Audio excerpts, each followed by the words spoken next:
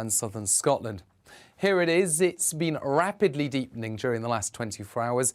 It initially hits Ireland. Met Éireann were the ones that named the storm because of the potential high impacts across Republic of Ireland, and that wet and windy weather soon sweeps into western parts of the UK as we begin the day. Colder but brighter ahead of the storm in the central and eastern parts of the country, but the wet and windy weather in the west could prove disruptive. Some heavy rain for Northern Ireland, and those winds really picking up through the morning. 70 to 80 mile per hour wind gusts around exposed coasts of western and southern UK, 60 mile per hour wind gusts inland. Of course, with the wind and the rain, it's going to feel unpleasant out there with the cold air hanging on in central and eastern parts of the UK. We're likely to see a spell of disruptive snowfall, primarily the snow building up above 200 metres across northern England, central and southern Scotland. But blizzards are likely over some of the higher routes of the north, and drifting of snow as well, with as much as 20 centimetres building up over some of the higher hills. By the end of the night, the worst of the wet weather moves out of the way, followed by showers, and really Wednesday stays unsettled. Storm Barra will remain centred over the UK. It will be filling, so it's not going to be quite as windy, but there will be frequent areas of rain and showers rotating around that low, and the strongest winds by this stage affecting southwestern shores. So South Wales, southwest England, likely to see wind gusts of 65 miles per hour, and those showers rattling through constantly through the day. Also, quite a number of showers and a keen breeze in the northeast. The best of any sheltered spots around central and southeastern parts of the UK. But by Thursday, the showers restricted to eastern areas whilst it dries up and brightens up further west. Friday sees further rain and showers. Canary Islands sponsors the weather. Join us for the political correction. We're here every Sunday to correct politics and put you, the people, back in charge. We talk about all areas of the United Kingdom, including Northern Ireland. Our debate goes way beyond the Westminster Village. It's about the real country. It's about your opinion. So please, we want you to tell us what you think. This is the political correction. Every Sunday morning from 10 a.m. here on GBNews.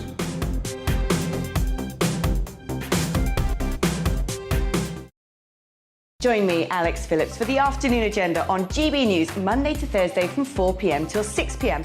We don't lecture to you or try to tell you what to think. We do a deep delve into a topic with views from across the range of debate, therefore leaving you, the viewer, to make up your own mind. Join me, Alex Phillips, for the afternoon agenda on GB News, 4 till 6, Monday to Thursday.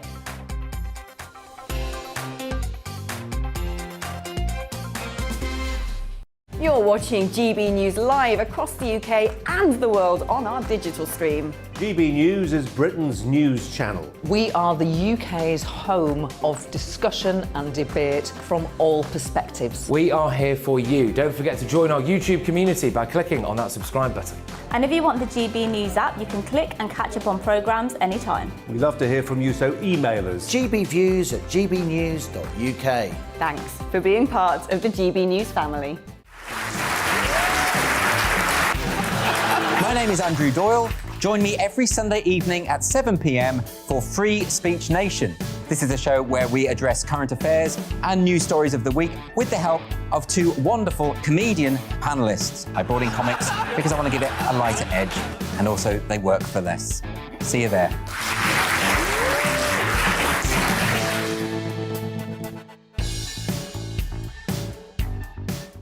Join my show Farage, 7 p.m. till 8 p.m. Monday through Thursday. And there you will get opinion, analysis, debate, and I'll cover stories that nobody else dares to touch.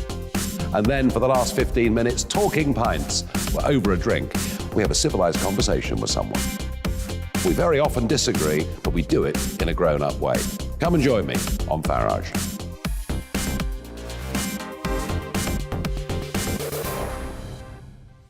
I'm Colin Brazier.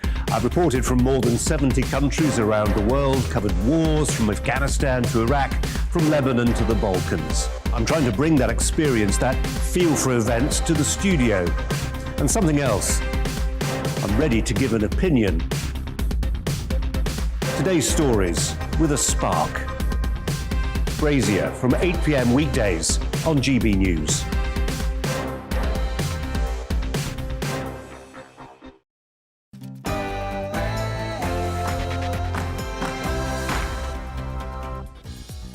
Good morning, everybody. You are watching To The Point on GB News with me, Patrick Christys and Mercy Muroki, and we've got loads on the agenda today, from damning new allegations from a whistleblower on the government's response to Afghanistan to the latest on a storm forecast to batter the UK today. Yes, make sure you get in touch with your views, as usual, on gbviews@gbnews.uk on anything we'll be talking about today, and we'll get to those throughout the show. But first, it's time for the latest news.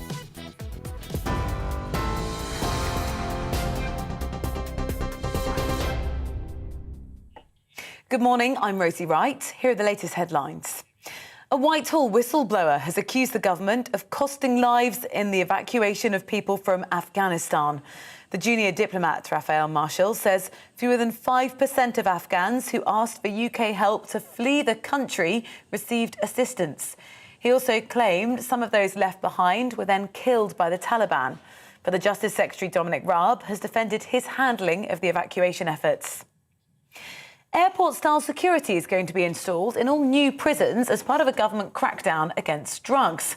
Body scanners, biometric identification and sniffer dogs will be used on both visitors and staff to try and keep dangerous substances out of jails. Labour Party says government cuts and mismanagement have meant jails have become awash with narcotics. New COVID travel rules have come into force today in an effort to try to slow the transmission of the new Omicron variant of coronavirus. People travelling to the UK now have to take a COVID test within 48 hours of departure. It comes as the Health Secretary confirmed Omicron is now being spread in the community, with some new infections not linked to international travel. Children in the north of England are worse off when it comes to health and education than anywhere else in the country following the pandemic. The new research, called Child of the North, found children in the north have a 27% chance of living in poverty compared to 20% in the rest of England. Severe weather warnings for wind, snow and rain are in place across the country as Storm Barra sweeps in from the Atlantic. Drivers have been warned of potentially hazardous conditions in western Scotland and northwest of England. We're also being warned there could be power cuts and damage to buildings. We'll keep you up to date on the development of the storm throughout the day. I'll have more for you on all of those stories at 10 o'clock.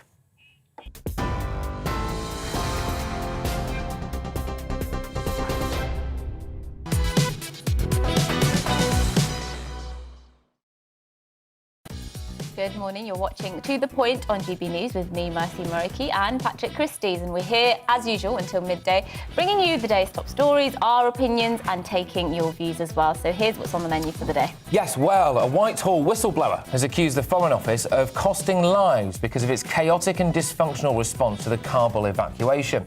They also accused then Foreign Secretary Dominic Raab of being too slow to make decisions. We'll bring you more on these damning allegations. Yes, and two police officers who shared WhatsApp photos of the murdered corpses of sisters Bieber Henry and Nicole Smallman have been jailed for 33 months each. In light of the growing catalogue of recent police misconduct, we'll be asking how trust in police can be restored. Yes, and Health Secretary Sajid Javid has told MPs that multiple regions of England are reporting cases of the new Omicron variant that were not linked to international travel, suggesting that the variant is now spreading within the community. We speak to health experts on this. Yes, we have all of that coming up and much more as well across the programme. We're here with you until midday as usual, and you can get in touch with us, gbviews@gbnews.uk, and we'll read out your views as well throughout the programme. First, Patrick gives his views on unavoidable deaths during the pandemic.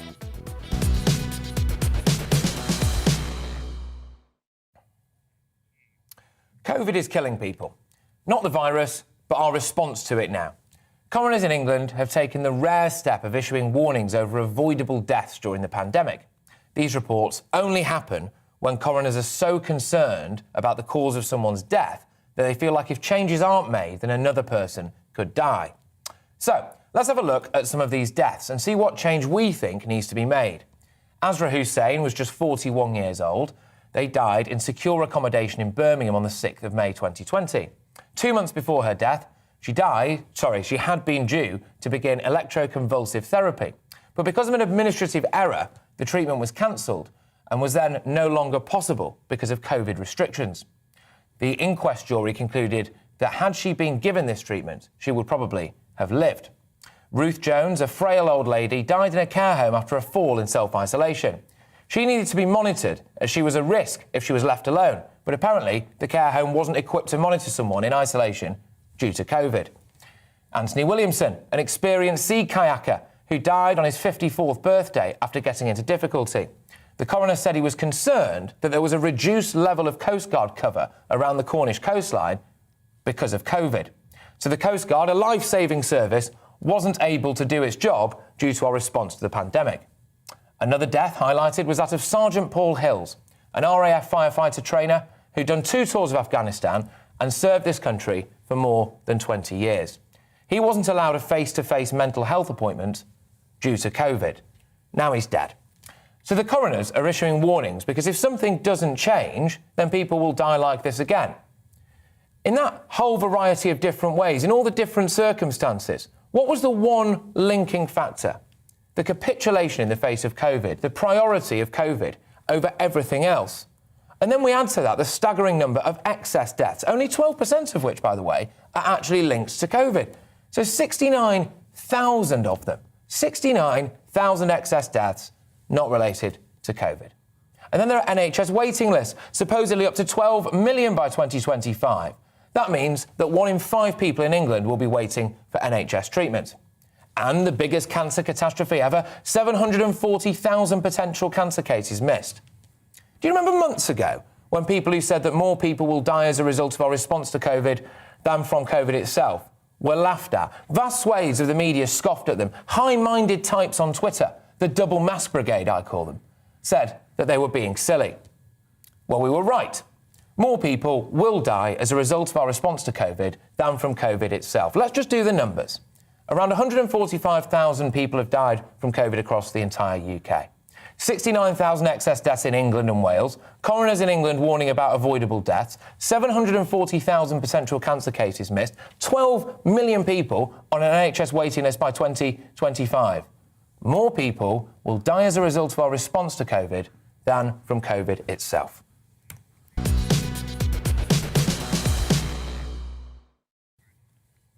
Yes, look, I think it's an astonishing state of affairs, and I think we need to front up to this, OK? I think for too long now, people who've said things like that will be scoffed at and will be laughed at, and it's not fair, it's not right. I think it's... The death tolls attributed to COVID are still, it's quite dubious, isn't it, the way it's all reported, because they are still reported, I believe, as deaths within 20, and even cases as well, within 28 days of receiving a COVID test if you die. So there's that aspect of it, and that's being called into question as to how many people died because of COVID or how many people died with COVID. So the numbers themselves of deaths aren't necessarily, are quite misleading.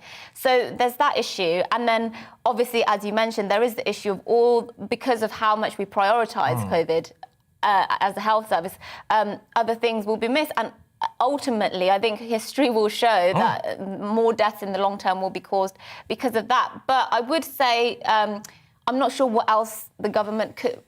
They could have done a lot more, but we were faced with this unprecedented situation, with this virus that seemed to come out of nowhere, and it did cripple our health service at various points, and a lot of that was because people were having to self-isolate at home and there wasn't enough people to be treating the people who needed to be treated.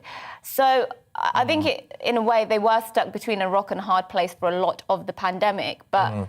You're completely right in terms of I think that more people will die as a result of our response. Look, I really do think so. I absolutely do. And I mean, there was a period of time, you're right to raise it then, when you could have got COVID, recovered from it, got in an aeroplane, jumped out of it without a parachute, hit the ground and died, and you would have been classed as dying from COVID. And that's ridiculous, right? And isn't it amazing how quiet a lot of the media are now that actually we haven't got the worst death toll in Europe, the highest case in Europe? We were being hammered, weren't we? We're the sick man of Europe. And then all of a sudden it emerges that maybe the figures weren't being recorded correctly, and all of a sudden it's all gone quiet over there, hasn't it? But, we're going to be speaking more about this after the break, and taking some of your views as well, and we'll be speaking to a guest about what the coroners here are saying.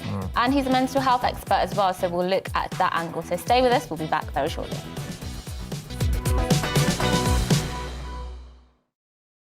You're watching GB News live across the UK and the world on our digital stream. GB News is Britain's news channel. We are the UK's home of discussion and debate from all perspectives. We are here for you. Don't forget to join our YouTube community by clicking on that subscribe button.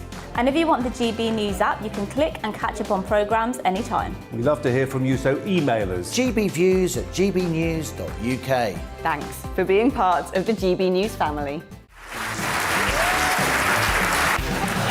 My name is Andrew Doyle. Join me every Sunday evening at 7 p.m. for Free Speech Nation. This is a show where we address current affairs and news stories of the week with the help of two wonderful comedian panellists. I brought in comics because I want to give it a lighter edge, and also they work for less. See you there.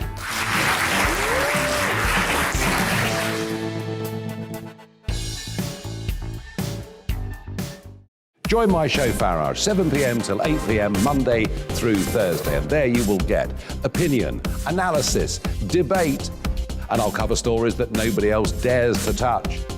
And then for the last 15 minutes, talking pints. Over a drink, we have a civilised conversation with someone. We very often disagree, but we do it in a grown-up way. Come and join me on Farage.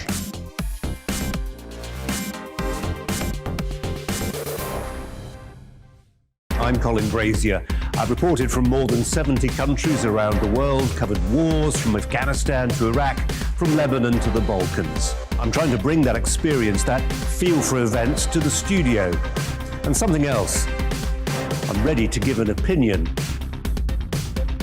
Today's stories with a spark. Brazier from 8 p.m. weekdays on GB News.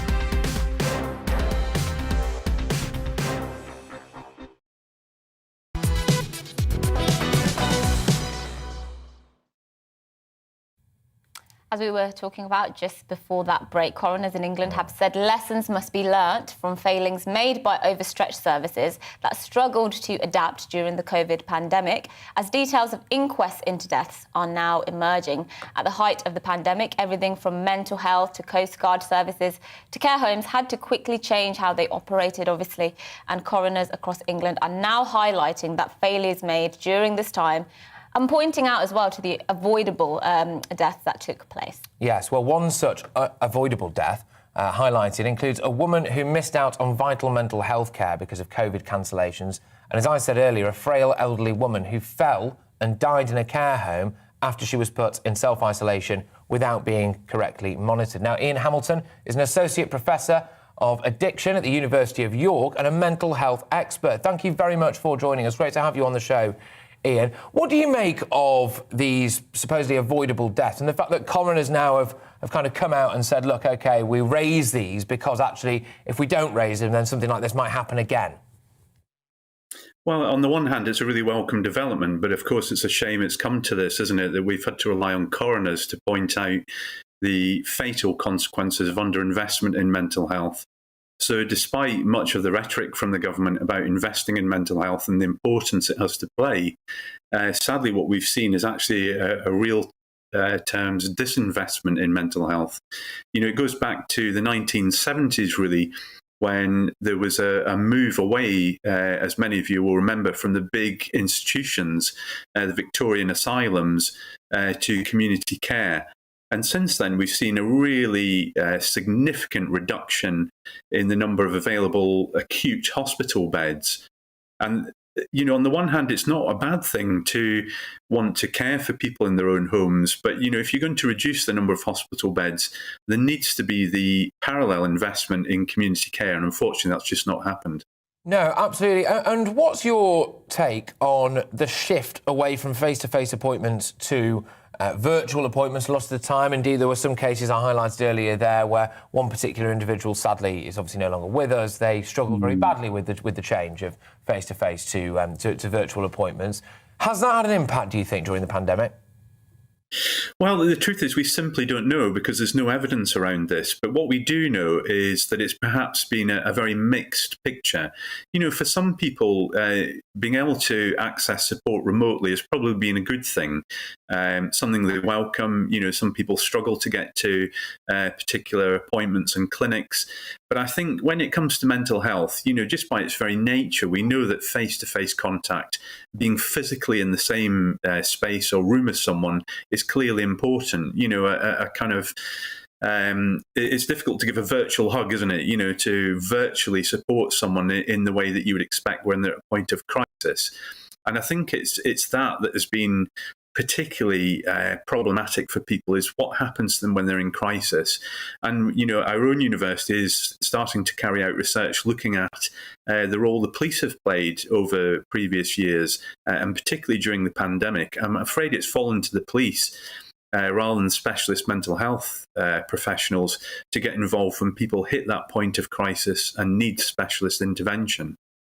And talking about mental health, you're obviously an expert on mental health, and I just wanted to ask what you think the long-term future of mental health in this country is, because that, of course, is one of the consequences, I suppose, of lockdowns. Are you expecting mental health to get considerably worse, maybe worse than we've ever seen before? I think we're already seeing some of that, aren't we? There's various reports that have come out during the course of the pandemic that show what the impact has been, particularly on young people's mental health. With schools being closed, the kind of unfair burden in a way that they've paid compared to older people in terms of restrictions, etc. So for many young people, they've not been through the normal life events that you and I have enjoyed, whether that's socializing, whether it's education, etc. So I think there has been an impact, and a really severe impact that we're only just beginning to see the results of, whether that's increased referrals to young people's children and mental health services, or the need for crisis teams as well. So I think it's going to become clear over time, but the early indications are that we're certainly going to see a big increase in the need for mental health support. This is more than just about feeling a bit fed up and a bit depressed. This is about having a clinical problem that needs intervention in the same way that you would for a broken leg, for coronary heart disease. This isn't just about having an off day. These are really severe problems that people are developing. Yeah, absolutely. I mean, this is the thing. We already had a mental health crisis, didn't we? 12 men a day take their own lives. That's been a stat that's been around now, as far as I'm aware, for at least a year and a couple of years, before the pandemic. So that was already happening. Then, obviously, urgent referrals go up during the pandemic, and then at the same time as well, things like face-to-face consultations and, frankly, maybe even just general GP appointments, were being cancelled, etc., etc., etc. But I would like us to design a policy, or at least design some kind of solution together now, head-to-head, to try to fix this issue. You hit on an issue there that I think is absolutely bob on. It's not the police's job, really, and they're certainly not the best equipped people in the world to go around and meet someone at their point of mental health crisis. Do we need some kind of rapid response mental health force that's out there at the moment? How would you design it? Well, we have some of those specialist teams that work with the police already, but it's not across the nation. It's quite patchy. And tempting as it is to provide you with a solution that could fix this today, I'm afraid I don't have one. I think what we really need to see is a longer-term strategy. So as you know, yesterday the government launched its 10-year drug strategy. We need the same for mental health. What we need to see is less tinkering with the numbers of specialist nurses, mental health nurses in training. So if we could have that taken out of the government's control and instead have an independent body that commissioned the number of specialist nurses in training for mental health, that would be a big help, because then we would have the number of nurses that we need rather than the nurses that we think we can afford. And at the moment, we've got a real drop in the number of mental health nurses in training. And again, that's something that will maybe take 2 or 3 years to unfold, but it doesn't bode well when we've got an increase in the need for mental health support. So I think there's some longer term things that need to be put in place, and they could be put in place now, albeit they won't solve the problem tomorrow or today. Well, Professor Hamilton, thank you for your time this morning in talking about that very important issue.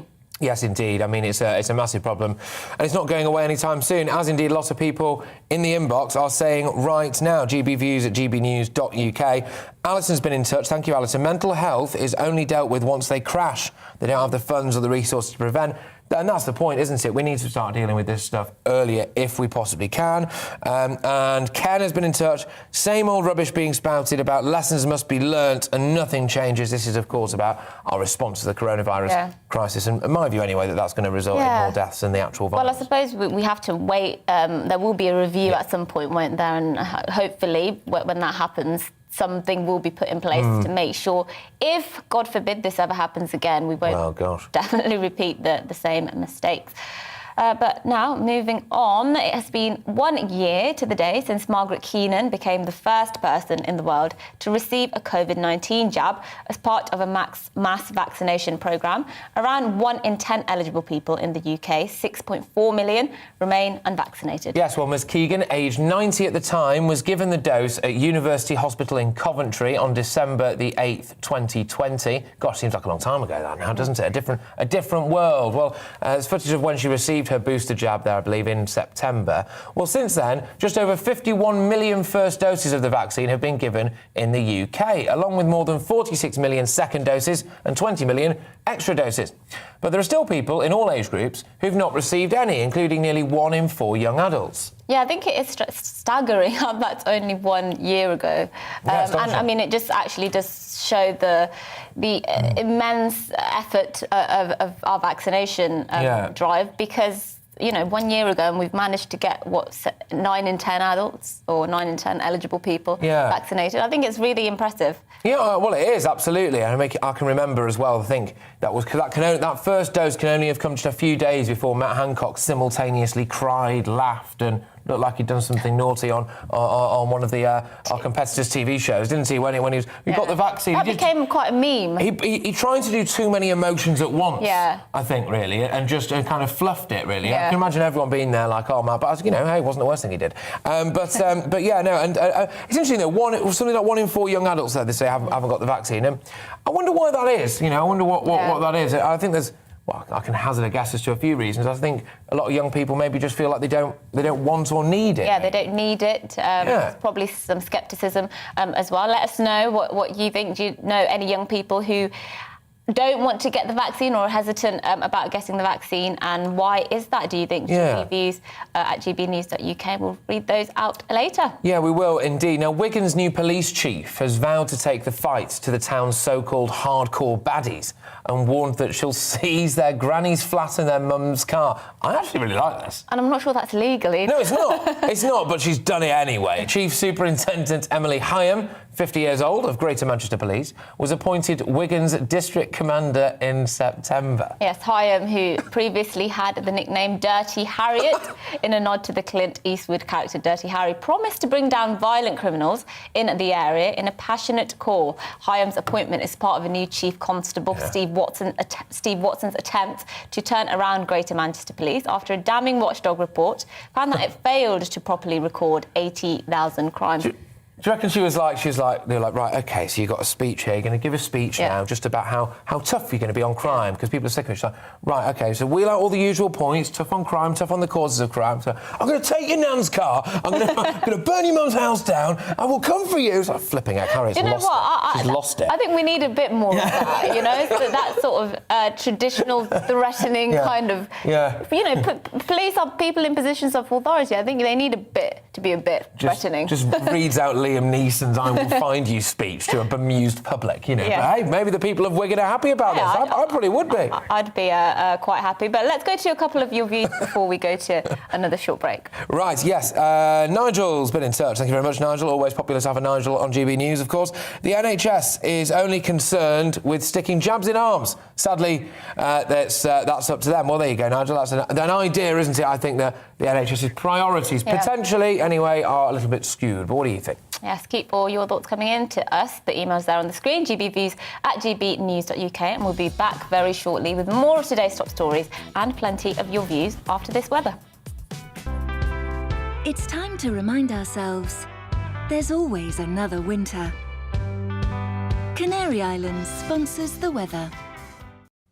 Hello, a very good morning to you. Storm Barra arrives today, likely to bring disruptive wind to many parts of the UK, along with a spell of hill snow for northern England, central and southern Scotland. Here it is. It's been rapidly deepening during the last 24 hours. It initially hits Ireland. Met Éireann were the ones that named the storm because of the potential high impacts across Republic of Ireland, and that wet and windy weather soon sweeps into western parts of the UK as we begin the day. Colder but brighter ahead of the storm in the central and eastern parts of the country, but the wet and windy weather in the west could prove disruptive. Some heavy rain for Northern Ireland and those winds really picking up through the morning. 70 to 80 mile per hour wind gusts around exposed coasts of western and southern UK, 60 mile per hour wind gusts inland. Of course, with the wind and the rain, it's going to feel unpleasant out there with the cold air hanging on in central and eastern parts of the UK. We're likely to see a spell of disruptive snowfall, primarily the snow building up above 200 metres across northern England, central and southern Scotland. But blizzards are likely over some of the higher routes of the north, and drifting of snow as well, with as much as 20 centimetres building up over some of the higher hills. By the end of the night, the worst of the wet weather moves out of the way, followed by showers, and really Wednesday stays unsettled. Storm Barra will remain centred over the UK. It will be filling, so it's not going to be quite as windy, but there will be frequent areas of rain and showers rotating around that low, and the strongest winds by this stage affecting southwestern shores. So South Wales, southwest England, likely to see wind gusts of 65 miles per hour, and those showers rattling through constantly through the day. Also, quite a number of showers and a keen breeze in the northeast. The best of any sheltered spots around central and southeastern parts of the UK. But by Thursday, the showers restricted to eastern areas whilst it dries up and brightens up further west. Friday sees further rain and showers. Canary Islands sponsors the weather. You're watching GB News live across the UK and the world on our digital stream. GB News is Britain's news channel. We are the UK's home of discussion and debate from all perspectives. We are here for you. Don't forget to join our YouTube community by clicking on that subscribe button. And if you want the GB News app, you can click and catch up on programmes anytime. We love to hear from you, so email us. gbviews@gbnews.uk. Thanks for being part of the GB News family. My name is Andrew Doyle. Join me every Sunday evening at 7 p.m. for Free Speech Nation. This is a show where we address current affairs and news stories of the week with the help of two wonderful comedian panellists. I brought in comics because I want to give it a lighter edge, and also they work for less. See you there.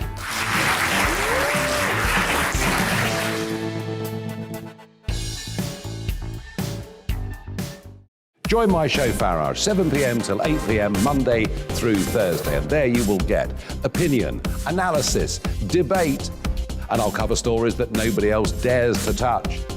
And then for the last 15 minutes, talking pints. We're over a drink. We have a civilised conversation with someone. We very often disagree, but we do it in a grown-up way. Come and join me on Farage.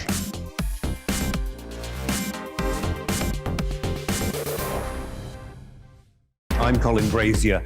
I've reported from more than 70 countries around the world, covered wars from Afghanistan to Iraq, from Lebanon to the Balkans. I'm trying to bring that experience, that feel for events, to the studio. And something else. I'm ready to give an opinion. Today's stories with a spark. Brazier from 8 p.m. weekdays on GB News.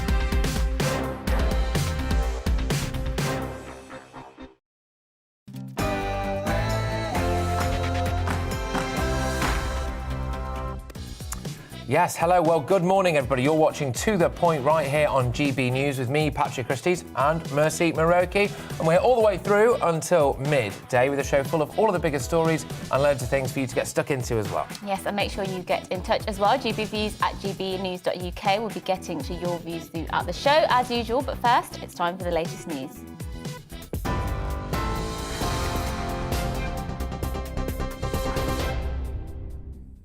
Good morning, I'm Rosie Wright. This is your news at 10 o'clock. A Whitehall whistleblower has accused the government of costing lives in its evacuation of people from Afghanistan. Raphael Marshall worked for the Foreign, Commonwealth and Development Office. He says just 5% of Afghans who applied for UK help to flee the country as it fell to the Taliban actually received assistance. He also claims some of those left behind were then killed. The Justice Secretary Dominic Raab has this morning defended his handling of the evacuation efforts.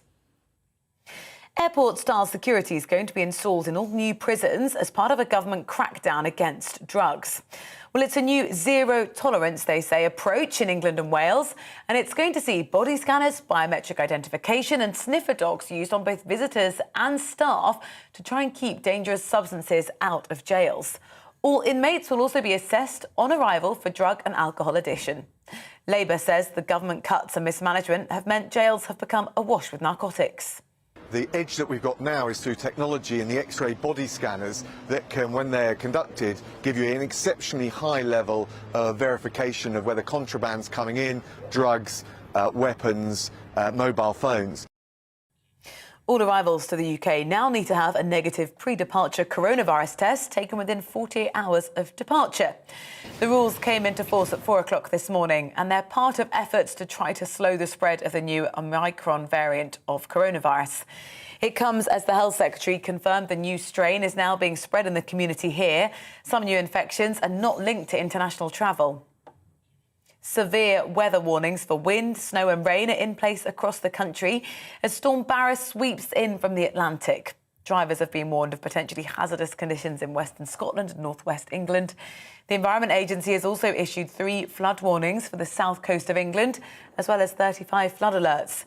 We'll keep you up to date as the storm develops today. Children in the north of England have become more disadvantaged in health and education than anywhere else in the country following the pandemic. The new research called Child of the North found that those children have a 27% chance of living in poverty, compared to an average of 20% in the rest of England. Infant mortality and childhood obesity were higher in the north. Speaking to GB News, Professor Kate Pickett said there were many factors involved. Because they had more risk factors for poor outcomes prior to the pandemic, and because they actually experienced longer lockdowns than children in much of the rest of the country, those poor outcomes have been exacerbated. So some of it's due to poverty and family livelihoods being lost, some of it is due to loss of schooling, some of it is due to mental health problems. But COVID-19 has exacerbated the north-south divide that we were already experiencing for our children in the north. A senior Conservative MP has called on the government to join the US in staging a diplomatic boycott of the Winter Olympics in Beijing. Sir Ian Duncan-Smith, who's a long-standing critic of China, told the Commons he was distressed and annoyed that the government had so far failed to take a stance. The US confirmed last night their officials won't be attending next year's Games in protest against what it describes as China's human rights atrocities. The US is standing opposed to athletes and sports lovers across the world. China deplores and rejects this and has lodged solemn representations and will take resolute countermeasures. Long-serving Labour MP Harriet Harman has announced that she's stepping down at the next election. Britain's longest-serving female MP was elected in 1982. She's known as the Mother of the House of Commons. She served in numerous cabinet and shadow cabinet positions, including Leader of the House of Commons under Gordon Brown. Well, in a tweet this morning, she said it had been an honour to represent Camberwell and Peckham for almost 40 years. You are right up to date here on GB News. I'll have the latest headlines for you in half an hour. For now, though, back to the point.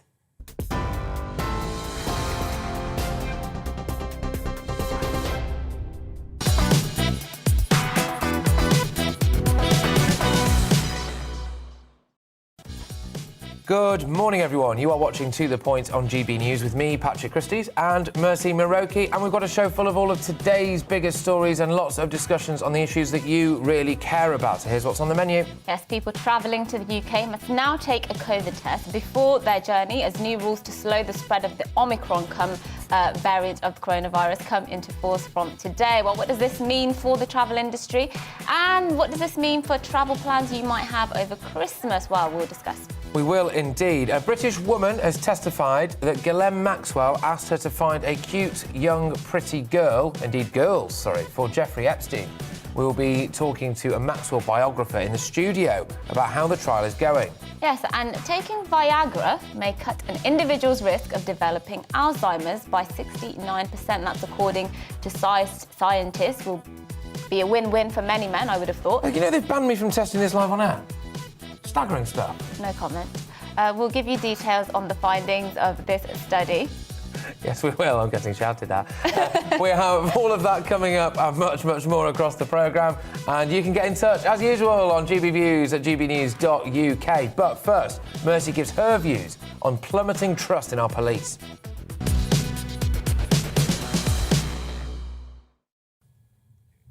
A pair of Met police officers have each been jailed for 33 months for taking pictures with the dead bodies of two murdered sisters at a crime scene.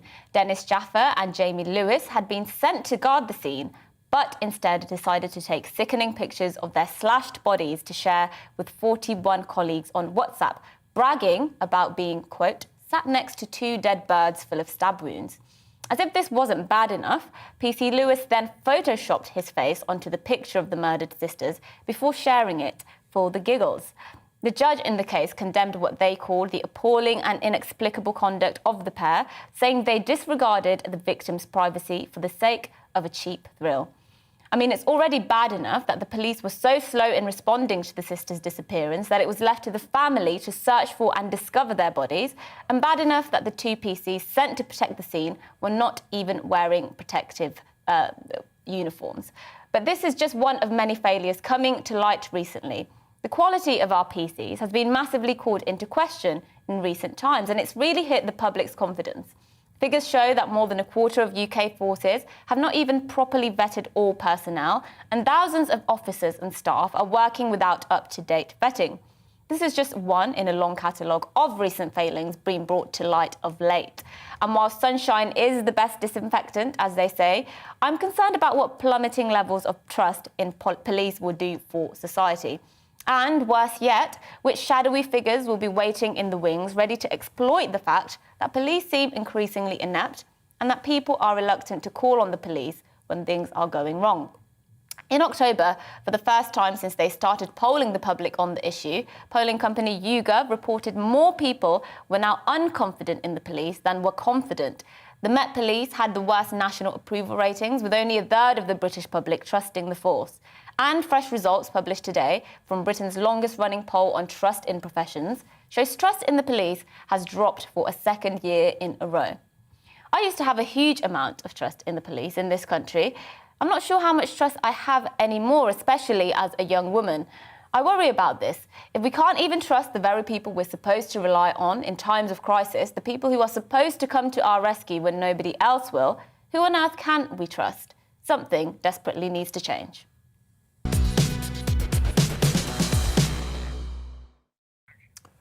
Yes, indeed. I mean, it's staggering stuff. I'd forgotten, actually, that the family had to go and look for these people themselves. Yeah, absolutely. So I believe the family called the police, reported them missing. They were so slow to react, and they have actually been condemned for this.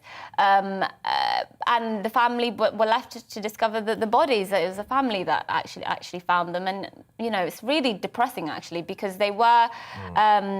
they were stabbed multiple times, so it would have been a very horrific scene to find, you know, a state to find somebody you love in. And then adding insult to injury, now obviously this has happened, and the two police who were sent to guard the crime scene weren't wearing protective equipment and then decided to take these selfies, which they've been, you know, convicted now and sentenced to 33 months each. But you know, I can't imagine the level of trust. I can't imagine how much it's undermined that family's trust in the police completely. I mean, I would never trust the police again if I was the mother of these girls. But generally, this is a phenomenon going on in society, and I just wonder what can actually be done to change that, because there does seem to be repeatedly, we keep seeing police failing to do their job, basically. But as I say, I desperately want to be able to trust the police. I think Well, we have to, in a way. I mean, it's, you know, there are certain structural elements to society, aren't we? It's a bit like being in the military, you know, there's like a chain of command, isn't there? And if you just decide that you lose faith in all of that and the whole thing crumbles down, we do need to live in a country where you can trust the police and we have an effective police force. But I do think that now there's a combination of factors, I think. I think there's generally less respect for the police amongst the young. I think police officers are more likely to be attacked now, for example, or shown huge amounts of disrespect from a lot of young people in a way that I just simply don't think happened to this extent in 50 years ago, for example.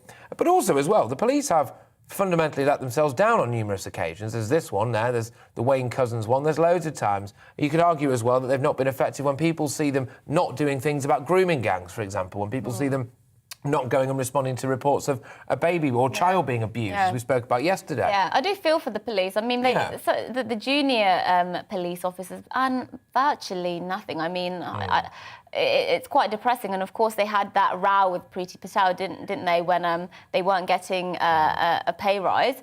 So I do feel for the police, and I know they have a very difficult job, especially since they've been given the job of policing COVID restrictions as well.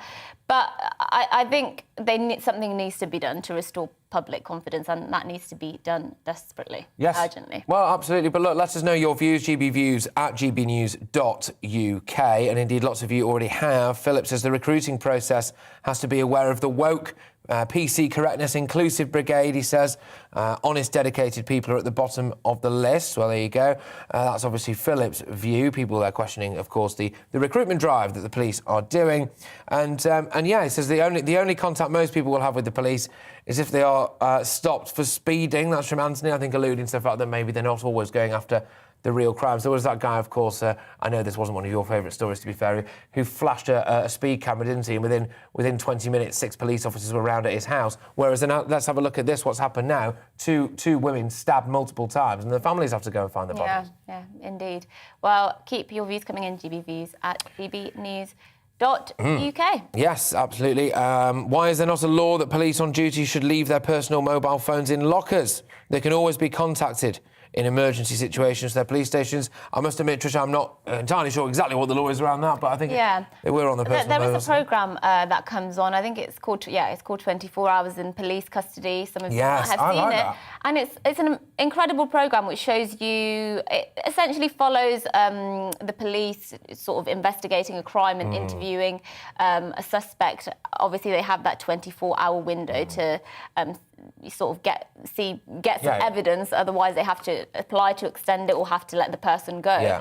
And I think programmes like that do really shine a light on the good work and really hard work and that the police do, and the dedication that the people who work in the police force do have. But sadly, the catalogue of failings that have come to light recently is massively damaging public confidence. But on the flip side, we did mention earlier, didn't we, Emma Hyam, I believe, who's the new police chief for Wigan, I think, in Greater Manchester Police, who's basically said she's definitely taken a no-nonsense approach. She said she's going to get tough on crime and she'll take your mum's flat and your nan's car or something, I don't know, something like that. So she's gone for it. Anyway, Martin's been in touch. He says, I worked with Emma in the 90s. She was a star then and obviously a star now. Good luck to her. Great stuff. There you go. Good to know. Yes. Well, now, moving on to the civil service. A junior civil servant has exposed how the Foreign Office's working from home culture caused thousands of people to be left behind in Afghanistan in dangerous and deadly conditions. Whistleblower Raphael Marshall said he found himself at times to be the only one at the helm to answer the thousands of emails from those desperate to flee Afghanistan as it fell to the Taliban due to his other Whitehall colleagues choosing to work away from home. Yes, I mean, this is just shocking, isn't it? Well, blame for the chaotic and dysfunctional evacuation effort was also laid at the feet of then Foreign Secretary Dominic Raab, who Marshall claims was slow to respond to emails and did not fully understand the situation in Kabul. In written evidence to the Foreign Affairs Committee, Raphael Marshall said up to 150,000 at-risk Afghans with links to Britain applied to be evacuated, but fewer than 5% received any assistance. Yes, he added it's clear that some of those left behind have since been murdered by the Taliban, while Andrew Fox is a retired army major who served on 3 tours of Afghanistan and joins us now. Thank you so much for joining us. This is incredibly damning evidence, isn't it? I mean, he's suggesting 95% of people who were at risk not only didn't receive assistance, but may now have actually been killed by the Taliban. Afghanistan. Does the government have blood on its hands? I'm aware, certainly, of one Afghan I know of who was shot, who could have been evacuated. So there's certainly a case to be made here that we didn't do enough over the period prior to the collapse of Kabul.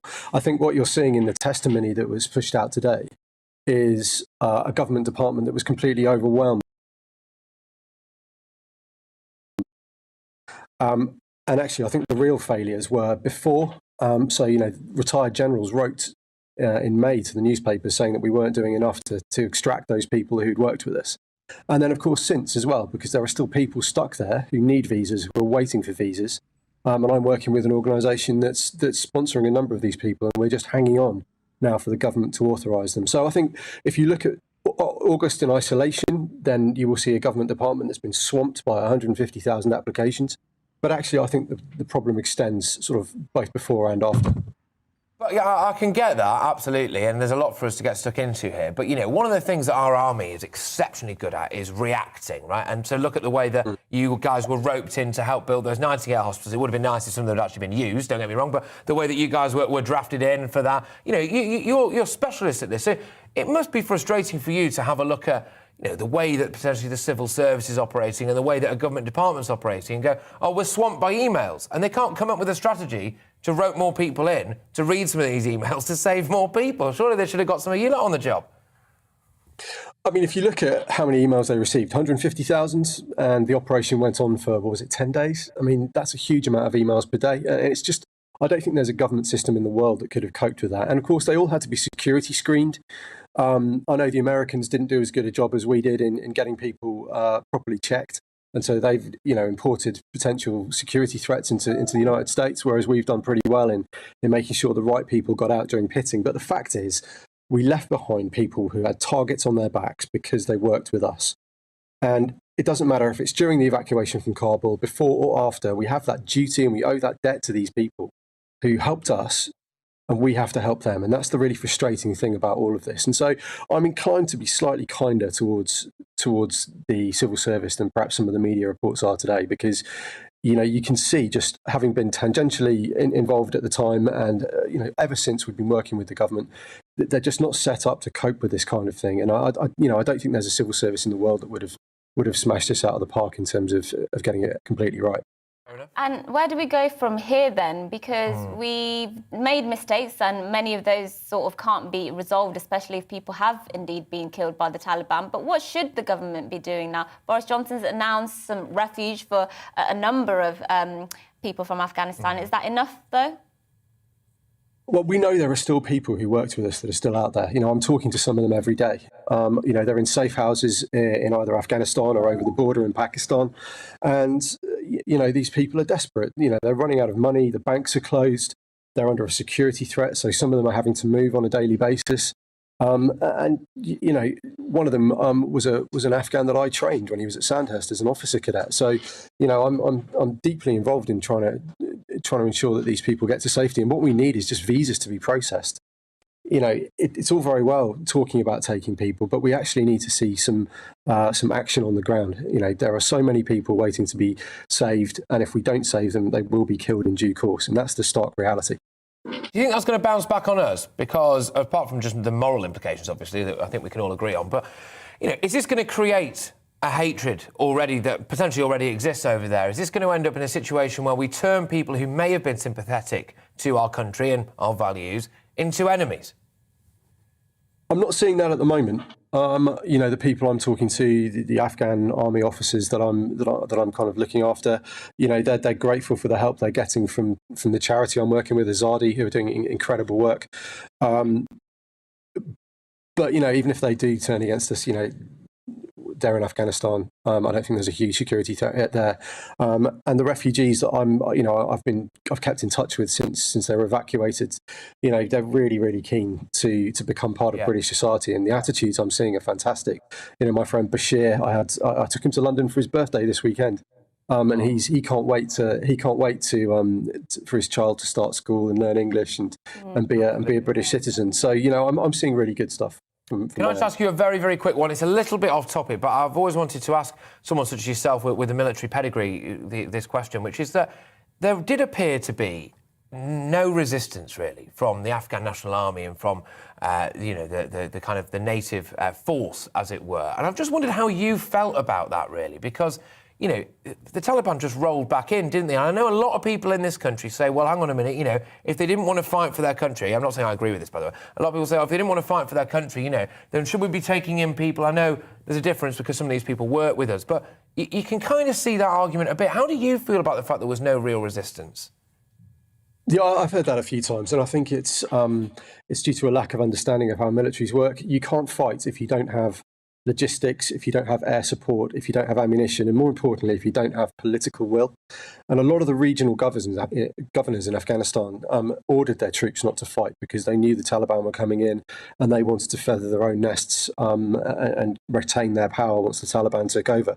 So the Afghan National Army was dumped into a really difficult situation. And I think there's not an army in the world that can fight without air power or logistics. And, a good example being when the Americans withdrew from Bagram Air Base, they were responsible for the maintenance of the ANA helicopters. And they withdrew that maintenance overnight. So the army lost air support on the spot. And it's just, an army's just not going to function when you start stripping away those core support assets. So I don't blame the Afghan National Army particularly. And I know my friends who were ANA commandos, some of them fought to the very last. I saw some very upsetting videos of them being executed when they surrendered. So, it's a lot of them did fight, and a lot of them just weren't able to fight, and some of them were told not to fight. So that's why it happened. Andrew, thank you very much. I think it's a fascinating insight, that, and I'm very, very grateful that you've imparted that onto our show this morning. Andrew Fox there, of course, who's had years and years and years of military experience and served in 3 tours, no less, of Afghanistan. Yes, well, after the break, our Home and Security Editor, Mark White, will be coming live to us from Hawick, which is a town in the Scottish borders, as he braces for Storm Barra. But first, the weather. I reckon it's blowing. It's time to remind ourselves there's always another winter. Canary Islands sponsors the weather. Hello, a very good morning to you. Storm Barra arrives today, likely to bring disruptive wind to many parts of the UK, along with a spell of hill snow for northern England, central and southern Scotland. Here it is. It's been rapidly deepening during the last 24 hours. It initially hits Ireland. Met Éireann were the ones that named the storm because of the potential high impacts across Republic of Ireland, and that wet and windy weather soon sweeps into western parts of the UK as we begin the day. Colder but brighter ahead of the storm in the central and eastern parts of the country, but the wet and windy weather in the west could prove disruptive. Some heavy rain for Northern Ireland, and those winds really picking up through the morning. 70 to 80 mile per hour wind gusts around exposed coasts of western and southern UK, 60 mile per hour wind gusts inland. Of course, with the wind and the rain, it's going to feel unpleasant out there with the cold air hanging on. In central and eastern parts of the UK, we're likely to see a spell of disruptive snowfall, primarily the snow building up above 200 metres across northern England, central and southern Scotland. But blizzards are likely over some of the higher routes of the north, and drifting of snow as well, with as much as 20 centimetres building up over some of the higher hills. By the end of the night, the worst of the wet weather moves out of the way, followed by showers, and really Wednesday stays unsettled. Storm Barra will remain centred over the UK. It will be filling, so it's not going to be quite as windy, but there will be frequent areas of rain and showers rotating around that low, and the strongest winds by this stage affecting southwestern shores. So South Wales, southwest England, likely to see wind gusts of 65 miles per hour, and those showers rattling through constantly through the day. Also, quite a number of showers and a keen breeze in the northeast. The best of any sheltered spots around central and southeastern parts of the UK. But by Thursday, the showers restricted to eastern areas whilst it dries up and brightens up further west. Friday sees further rain and showers. Canary Islands sponsors the weather. You're watching GB News live across the UK and the world on our digital stream. GB News is Britain's news channel. We are the UK's home of discussion and debate from all perspectives. We are here for you. Don't forget to join our YouTube community by clicking on that subscribe button. And if you want the GB News app, you can click and catch up on programmes anytime. We love to hear from you, so email us. gbviews@gbnews.uk. Thanks for being part of the GB News family. My name is Andrew Doyle. Join me every Sunday evening at 7 p.m. for Free Speech Nation. This is a show where we address current affairs and news stories of the week with the help of two wonderful comedian panellists. I brought in comics because I want to give it a lighter edge, and also they work for less. See you there.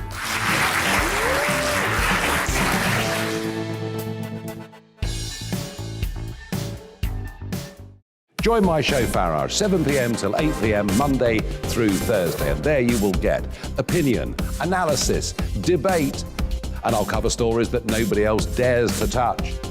And then for the last 15 minutes, talking pints. We're over a drink. We have a civilised conversation with someone. We very often disagree, but we do it in a grown-up way. Come and join me on Farage.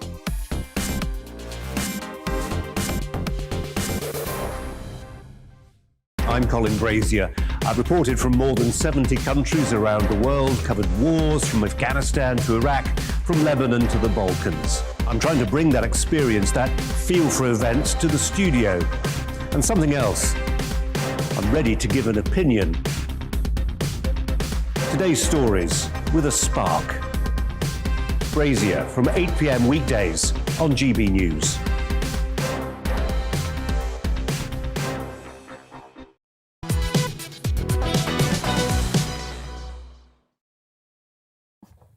Yes, morning all. Now, coastal areas across the UK are braced for the impact of Storm Barra, which is due to hit across the north later today.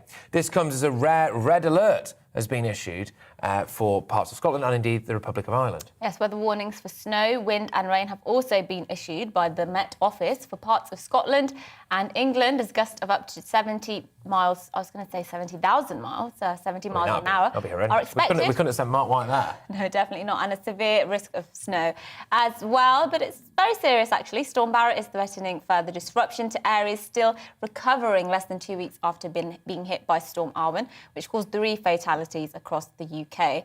And 1,300 homes are still without power 10 whole days after Storm Arwen. Well, our Home and Security Editor, Mark White, is actually in Hawick for us, which is a Scottish town. And Mark, thank you very much for braving the elements for us. How's the hypothermia? It is pretty chilly here, and I can feel that the wind is just starting to pick up a little bit now.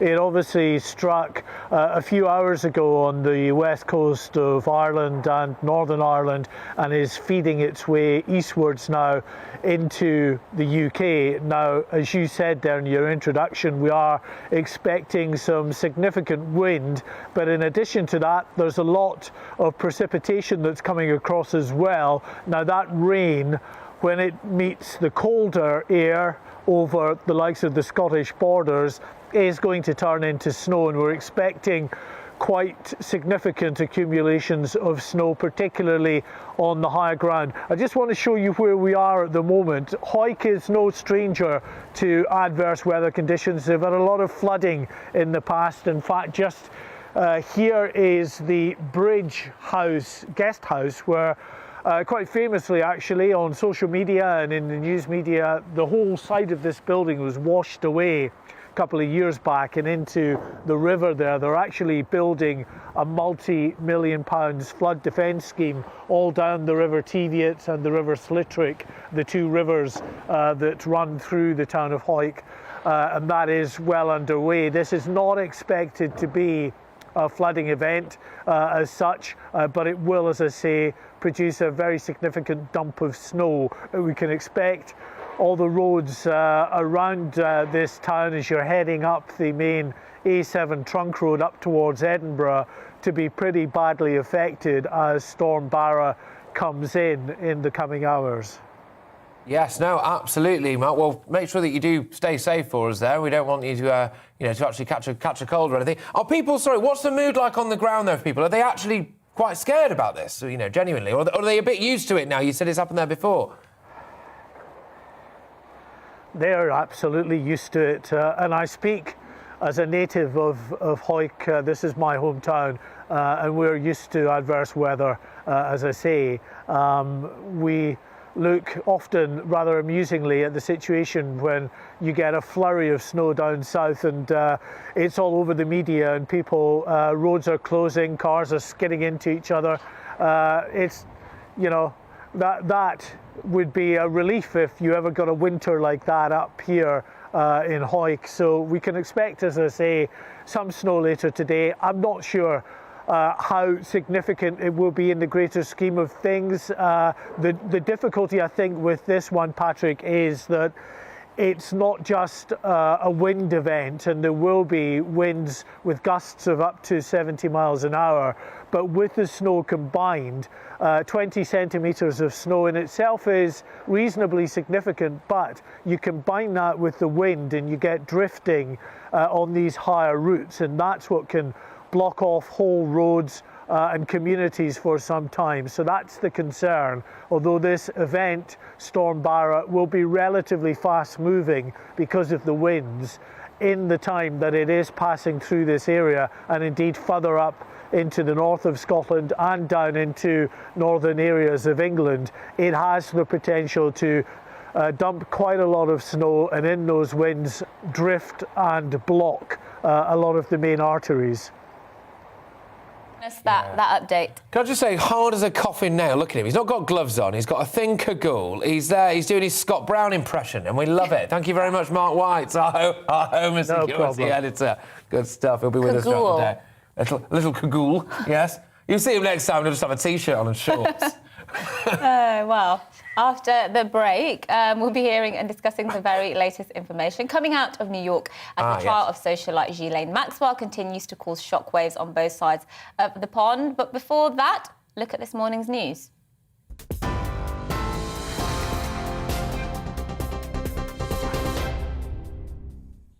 I'm Rosie Wright. Let's get you up to date.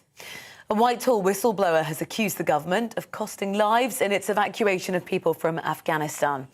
The junior diplomat, Raphael Marshall, says fewer than 5% of Afghans who asked for UK help to flee the country actually received assistance.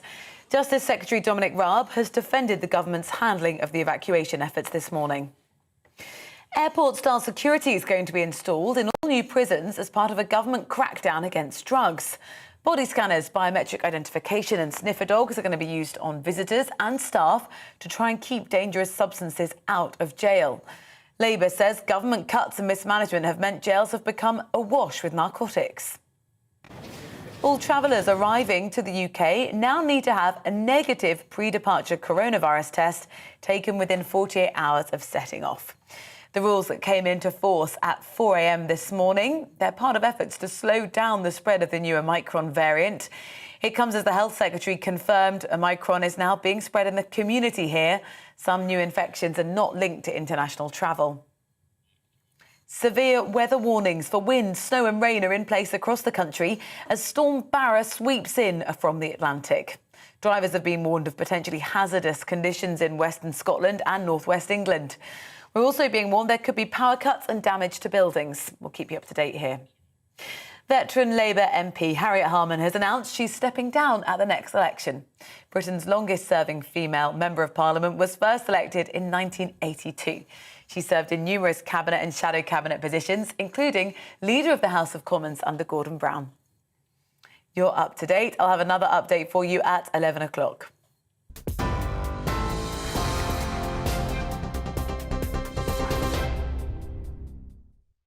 You're watching GB News live across the UK and the world on our digital stream. GB News is Britain's news channel. We are the UK's home of discussion and debate from all perspectives. We are here for you. Don't forget to join our YouTube community by clicking on that subscribe button.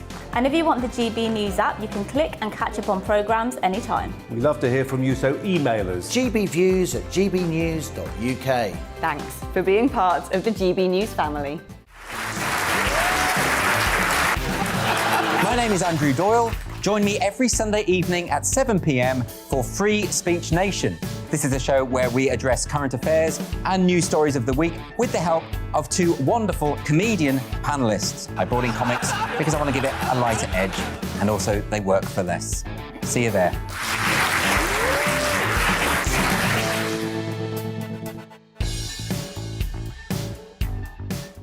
Join my show Farage, 7 p.m. till 8 p.m. Monday through Thursday, and there you will get opinion, analysis, debate, and I'll cover stories that nobody else dares to touch. And then for the last 15 minutes, talking pints. We're over a drink. We have a civilised conversation with someone. We very often disagree, but we do it in a grown-up way. Come and join me on Farage.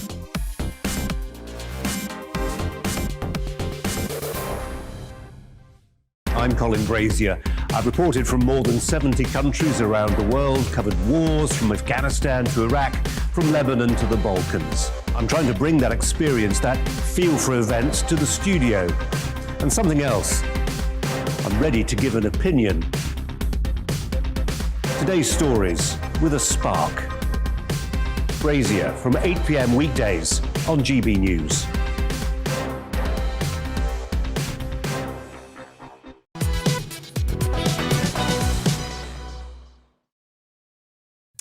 Good morning. You're watching To The Point here on GB News. Now, a British woman has testified at the trial of Ghislaine Maxwell that the socialite asked her to find cute, young, pretty girls for Jeffrey Epstein. Maxwell is accused of grooming teenage girls for abuse, and she has pleaded not guilty to all the charges. Well, the woman recounted how the socialite befriended her at 17 years old and often pressured her into fun, apparently. Two more women are expected to take the witness stand before the trial ends. Well, the one and only Nigel Cawthorne is the author of Ghislaine Maxwell, The Fall of the World's Most Notorious Socialite. He's a regular on this show, but he's here in the flesh now and joins us. Thank you very, very much. So, what's the very latest on this trial, then? Well, this second woman has testified today, the second accuser.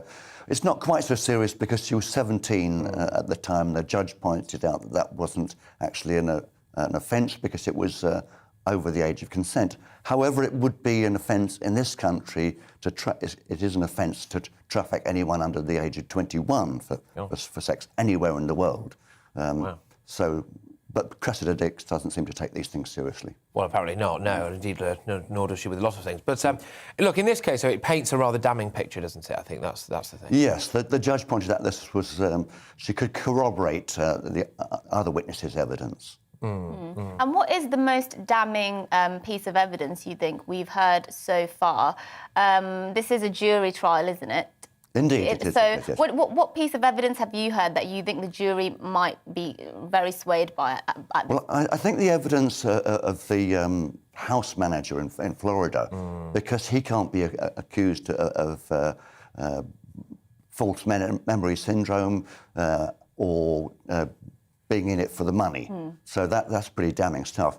But I think that the defence attorneys are on pretty thin ice here. Because if the jury believe these victims of Jeffrey Epstein and they're trying to tear them apart, this is very damning. Yeah, it is indeed. And is that their tactic, which is to basically go, you're misremembering stuff, you're lying? Is that what they're trying to do? That's exactly what they're doing, and you're in it for the money. In it for Which the is money. pretty rich coming from Ghislaine Maxwell. Well, that's true, and indeed probably a legal team as well. But what I mean, when they say you're in it for the money, I mean, so what? Presumably, if she's found guilty, she'd have to pay damages, would she, to these people? I imagine that they could then be a civil case against her for that. They've already been compensated by Jeffrey Epstein's estate. Okay. What? Obviously, Jeffrey Epstein, we know he was convicted and imprisoned before eventually committing suicide under dubious circumstances, somebody might say. But in terms of Ghislaine, who's obviously a woman, people will be thinking this is quite obscure. It's very rare for a woman to be brought to court for these kinds of offences. For people who knew Ghislaine, you've obviously written about her. Do you think this seems completely uncharacteristic? Or do you think there's a lot of people who think, actually, yes, I can believe these allegations against her? Well, that's a very difficult assessment to make. But the evidence that's coming out is rather convincing, is it not? And also that we do know of the strange relationship she had with her father and seemed to have found Epstein a similar figure, wealthy, manipulative and bullying. Talk to me about that. You preempted me there because I was wanting to talk about her upbringing and indeed her father.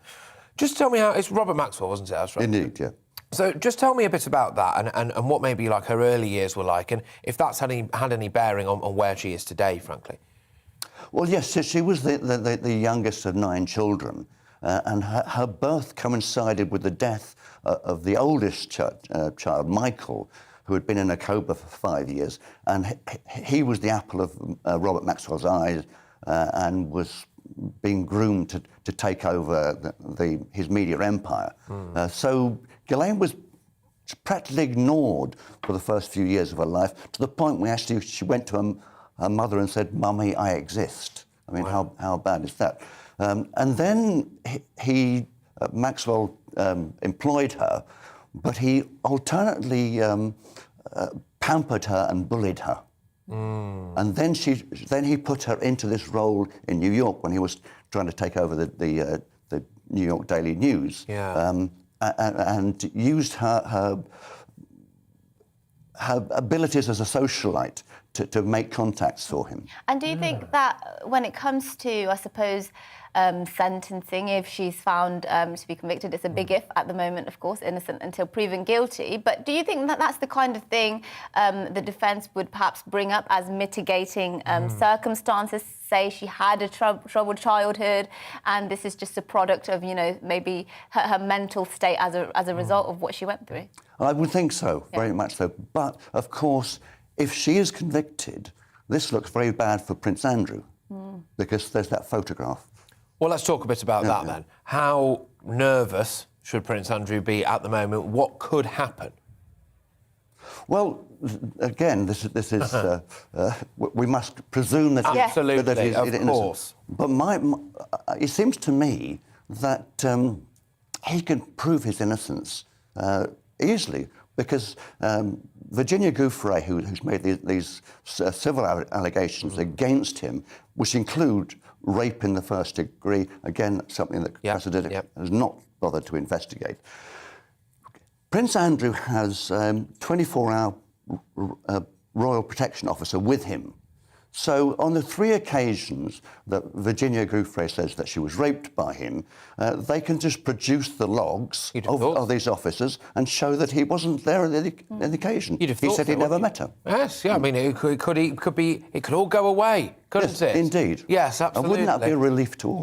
Obviously, Prince Andrew denies all these allegations, etc. It's important to say that. Now, knowing of Ghislaine as you do, in your opinion, how do you think she'll be coping with this at the moment? How do you think she would cope and deal mentally with, and again, it is a big if at the moment because it's still at trial, if she's found guilty of this? Do you think, because she's had the high life, hasn't she? She's had it all in a way and more. And so do you think she will be finding what the current situation now a real struggle and staring down the barrel potentially of life in prison, one would assume, maybe, if she is found guilty?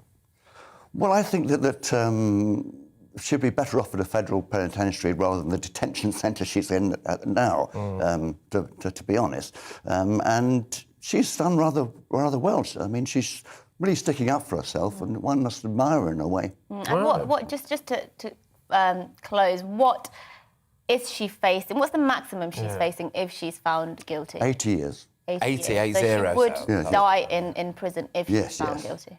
Okay. But as you said earlier, that there are mitigating circumstances, so I think the sentencing would be a bit lighter on her. Gosh, well, there we are. Hey, I think that was fascinating stuff, Nigel. Thank you very much for coming in the studio. Cheers. Nigel Cawthorne there, of course, the author as well of the renowned book, Ghislaine Maxwell, The Fall of the World's Most Notorious Socialites. Well, there we are. That was fascinating. I must say, I was gripped by that. Unfortunately, we've got to move on now, but there we are. Absolutely.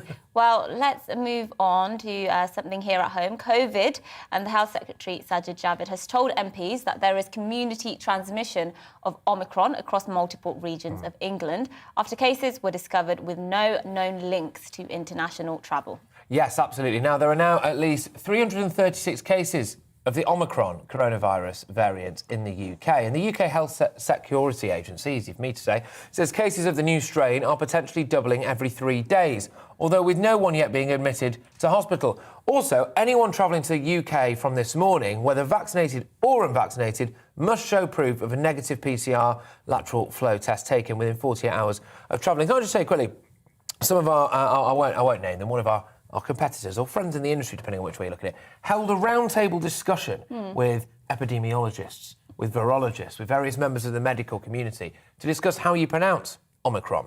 And at no point did they just ask a Greek man, because obviously they would know, weren't they? And it is, I can confirm, Omicron. That's how we pronounce it. And he knows that because... My dad is Greek. Yes. OK, anyway. Sally Gethins. That would be news to a lot of people. Everything come from the Greek. Sally Gethins is an aviation and global travel analyst and joins us now. Thank you very much. So, look, what do you make of the Omicron latest and indeed the impact it may have on the travel sector?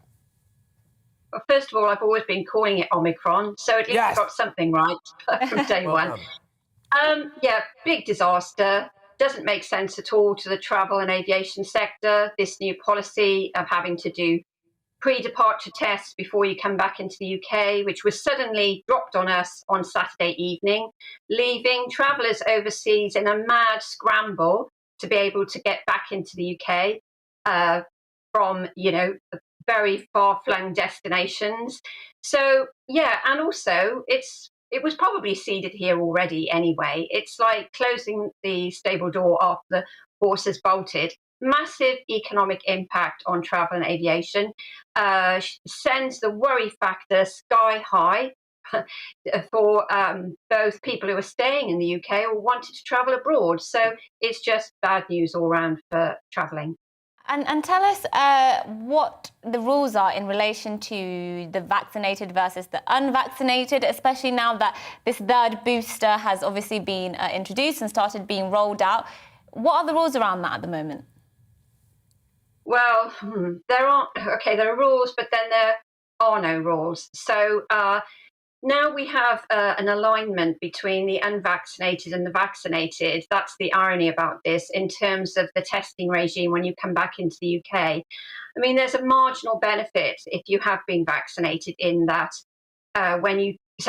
just to back up for a second, you take a pre-departure test within 2 days of returning to the UK or entering the UK from overseas. That can be a lateral flow test, which is usually a bit cheaper than a PCR. But when you come into the UK, if you're fully vaccinated, that counts as 2 doses of a vaccine. The second one within 14 days before you come back in. So with that, you then have to take another test, a PCR test, after arriving. You have to self-isolate at home till you get the results of that. That's if you are fully vaccinated and you take that within 2 days of your arrival. If that's clear, if it's negative, then you're good to go. You can move around freely and you don't have to self-isolate. If you're vaccinated, you have to do all the above, right? Do the pre-departure test, come back in, isolate, take a day 2 and a day 8 test, and you can't leave your home for 10 days. So they're getting a little bit closer, those rules, whether you're vaccinated or you're not vaccinated. Thank you so much for explaining that. Very, very complicated stuff. I think most people have struggled to keep up with the twists and turns of all the travel rules. Sally Gethins there, an aviation and global travel analyst. Yeah, it's an absolute nightmare at the moment with this travel stuff as well, because if you've got to get a connecting flight somewhere, you've got to look at what the rules and regs are there. It's so I mean, easy that alone would put me off travelling completely. Yeah. So there's the sort of nerves around booking anything in case rules change, in case countries get put on the red list, etc. And then there's all the admin and all the logistics around the testing regimes and the isolations and all that. It would just completely Well, it would. I actually was looking at travel insurance yesterday, and I got right to the very end, and it made it look as though you were covered if the government puts your country on a red list. And I thought, I was going to ring up and check this. So, you're not. I wasn't at all. I nearly signed up for that, and, so you be careful, is my message anyway. Yes. Now, earlier in the programme, we talked about a warning by coroners in England who have said that lessons must be learnt from failings made by overstretched services that struggled to adapt during the COVID pandemic, as details of inquests into deaths are now emerging. Well, at the height of the pandemic, everything from mental health to Coast Guard services and, of course, care homes had to quickly change the way that they operated. And coroners across England are highlighting failures made during this time and pointing to the avoidable deaths that took place. Yes, well, Stephen Dorrell served as Secretary of State for Health for almost 2 years under John Major and served for 4 years as the chairman of the House of Commons Health Select Committee from 2010 to 2014. And he joins us now. Good morning. Can I just have your reaction to this to start? It won't be surprising to many people, to barely anybody, that there have been avoidable deaths during the pandemic. I think you're spot on. It will come as a surprise to no one. It's been well documented, hasn't it, that in particular in the early phases of the pandemic, perhaps more understandably in those early days when people were not doing it for the first time, mistakes were made, avoidable mistakes were made. And what the coroners are seeking to do is to draw attention to their findings when those mistakes were made in sad cases and insist, and this is the key point surely, insist that when mistakes are identified and are explicitly called out by coroners using their power to report and draw attention to these failings, then those responsible for those services should ensure that those issues are addressed and that we do have arrangements in place in the mental health services, in the care home sector, to ensure that proper safeguards are in place, because this is an ongoing pandemic. We're seeing what you were just telling us we must call Omicron. Yeah, sorry to interrupt. Well pronounced, though. Well pronounced. Get in. I'm going to spread this far and wide, a bit like Omicron, actually. But on a serious note, have we capitulated in the face of COVID? Because it's all very well and good, recommending that things change, highlighting that things change. But really, there's one core element to this, isn't it? Which is that due to some COVID rules and regs, really from central government, some would say they've had to have shortcomings in these services, ranging from everything from the Coast Guard to care homes, haven't they? Is it actually our reaction to COVID that's the problem? No, with respect, I don't think that is right, and I don't think that's an accurate representation either of what the coroners are saying. What the coroners are saying is that when people in the mental health services, for example, are reacting to COVID, of course, there needs to be there have to be changes to reflect the different needs against the background of COVID, but that doesn't alter the fact that people responsible for these services need to put in place proper safeguarding procedures to ensure their services are as safe as they can be and as high quality as they can be. And what the coroners are calling out is not places where people had difficult circumstances and were unable to deal with sad cases, but cases where mistakes were made, could have been predicted, could have been avoided, even in the circumstances of COVID. Lessons that could have been learned and should now be learned. That's the important message. If you were, you obviously served as Secretary of State for Health until 1997, and if you were in Sajid Javid's shoes at the moment, the Health and Social Care Secretary, what would be your approach now to handling, firstly, Omicron and that developing situation, but the long-term strategy into how we actually recover and get back on track as a country? Well, the answer must be, and I think in fairness, the government have responded more quickly to the development of Omicron than they did earlier in the pandemic. That is learning by one early mistake, and I welcome that. What we also need to do is to learn one of the other lessons from earlier in the pandemic, which is the importance of clear messaging.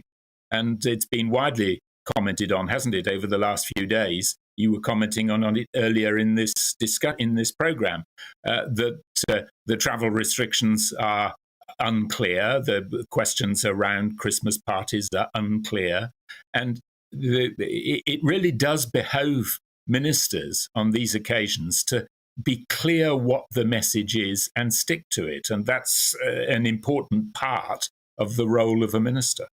Yeah, it is indeed, and there has been. I know a lot of people are very frustrated with some of the mixed messaging and things that have been going around. And I think people have actually been frustrated in general now by our continued kind of response to this coronavirus crisis.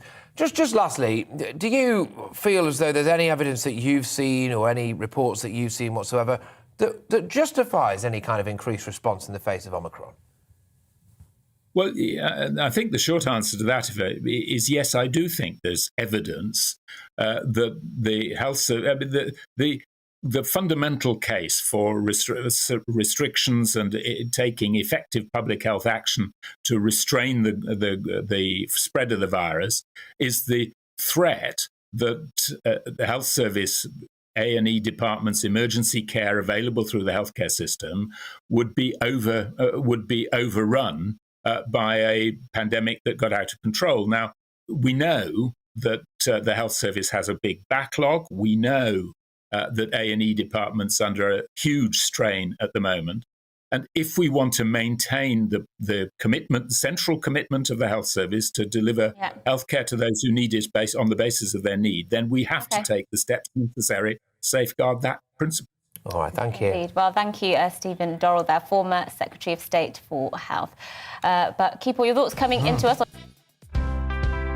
It's time to remind ourselves there's always another winter.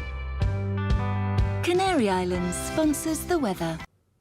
Hello again. Storm Barra has arrived and it will bring disruptive winds to large parts of the UK today, along with hail snow for parts of northern England and Scotland.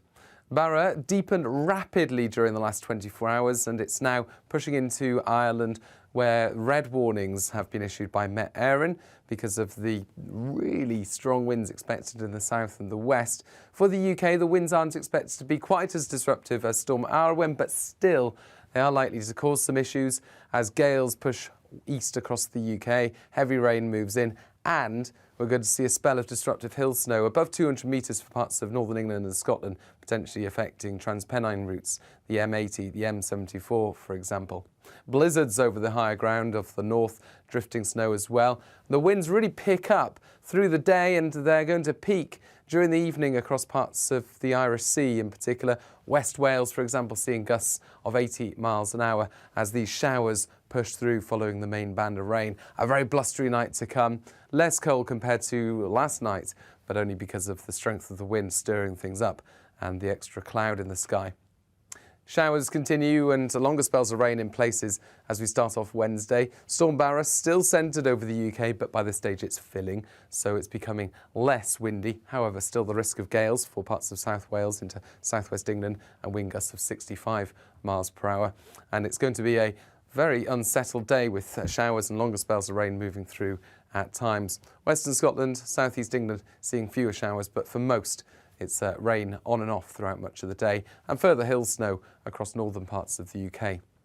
Eventually through Wednesday evening, the weather begins to quieten down, the winds start to tone down a little. And Thursday, still a few showers around, especially in the east, but drier and brighter weather arrives in the west for a time. Canary Islands sponsors the weather.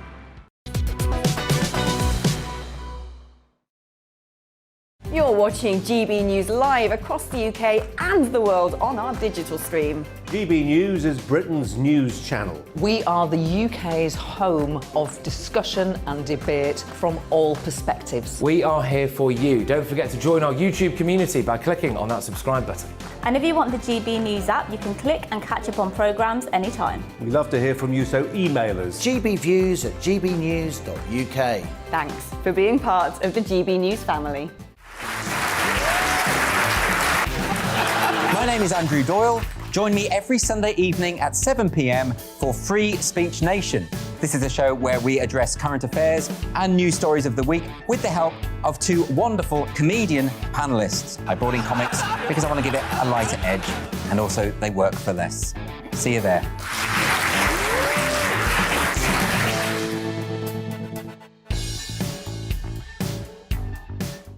Join my show Farage, 7 p.m. till 8 p.m. Monday through Thursday. And there you will get opinion, analysis, debate, and I'll cover stories that nobody else dares to touch. And then for the last 15 minutes, talking pints. We're over a drink. We have a civilized conversation with someone. We very often disagree, but we do it in a grown-up way. Come and join me on Farage.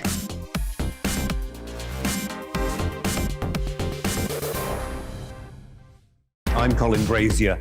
I've reported from more than 70 countries around the world, covered wars from Afghanistan to Iraq, from Lebanon to the Balkans. I'm trying to bring that experience, that feel for events, to the studio. And something else. I'm ready to give an opinion. Today's stories with a spark.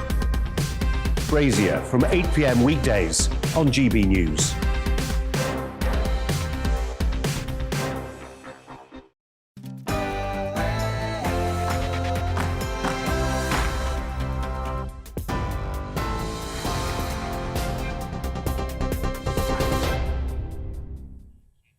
Good morning, I'm Rosie Wright. This is your news at 11 o'clock. A Whitehall whistleblower has accused the government of costing lives in its evacuation of people from Afghanistan. Raphael Marshall worked for the Foreign, Commonwealth and Development Office. He says just 5% of Afghans who asked the UK to help them flee the country as it fell to the Taliban actually received assistance. He also claims some of those left behind were then killed. The Justice Secretary Dominic Raab has this morning defended the government's handling of the evacuation efforts. Airport-style security is going to be installed in all new prisons as part of a government crackdown against drugs. The new zero-tolerance approach in England and Wales will see body scanners, biometric identification and sniffer dogs used on both visitors and staff to try and keep dangerous substances out of jails. All inmates will also be assessed on arrival for drug and alcohol addiction. The edge that we've got now is through technology and the X-ray body scanners that can, when they're conducted, give you an exceptionally high level of verification of whether contraband's coming in, drugs, weapons, mobile phones. All travellers arriving in the UK now need to have a negative coronavirus test taken within 48 hours of departure. The rules came into force at 4 a.m. and are part of efforts to try to slow the spread of the new Omicron variant of COVID. It comes as the Health Secretary confirmed the strain is now being spread in the community here. Some new infections are not linked to international travel. Yes, it is here. Yes, it is travelling through the community.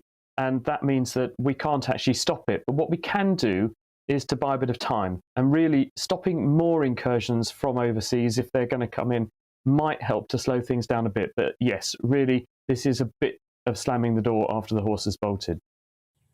Severe weather warnings for wind, snow and rain are in place across the country as Storm Barra sweeps in from the Atlantic.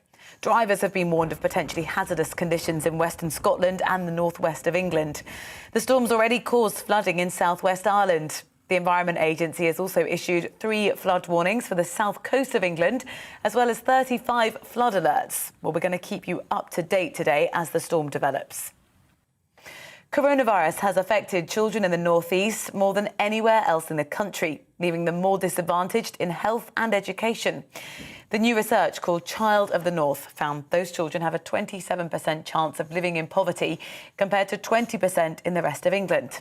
Well, speaking to GB News, Professor Kate Pickett said there were many factors involved. Because they had more risk factors for poor outcomes prior to the pandemic, and because they actually experienced longer lockdowns than children in much of the rest of the country, those poor outcomes have been exacerbated. So some of it's due to poverty and family livelihoods being lost. Some of it is due to loss of schooling. Some of it is due to mental health problems. But COVID-19 has exacerbated the north-south divide that we were already experiencing for our children in the north.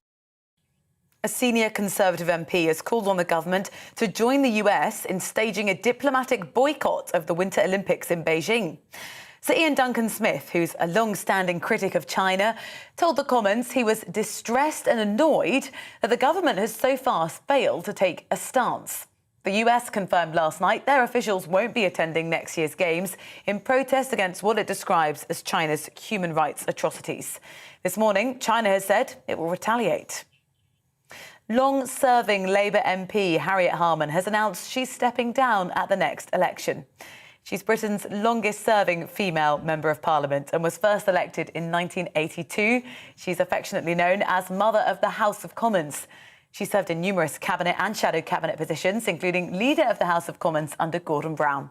In a tweet this morning, she said it had been an honour to represent Camberwell and Peckham for almost 40 years. You are up to date. I'll be back with your latest headlines in half an hour. For now, back to the point.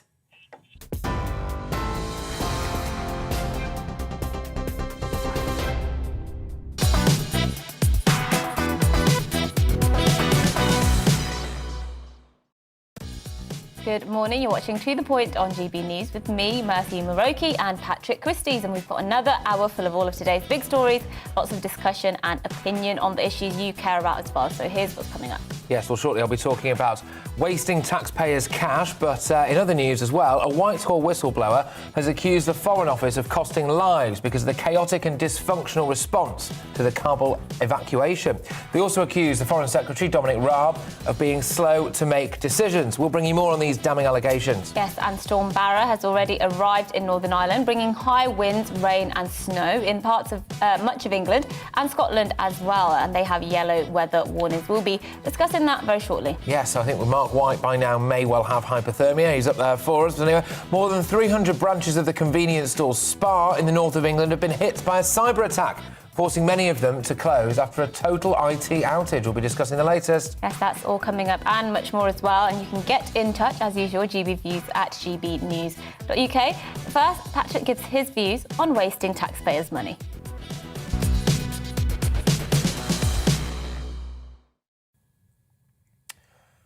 Taxes are going up. It's estimated that the average family will have to pay more than £3,000 in additional taxes in a year. This equates to around 2% of an average family's annual income.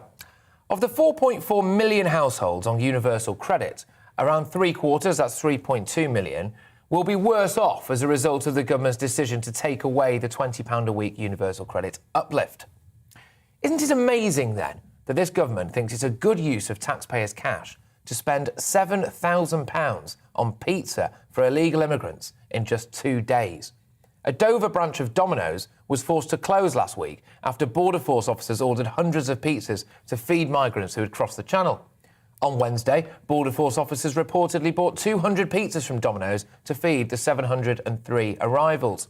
On Thursday, the figure rose to 500 pizzas to feed the record 1,185 new arrivals. But it gets better, ladies and gentlemen. Border Force then ordered 2 burger vans to arrive after some of the illegal immigrants complained that some of their kebabs were cold.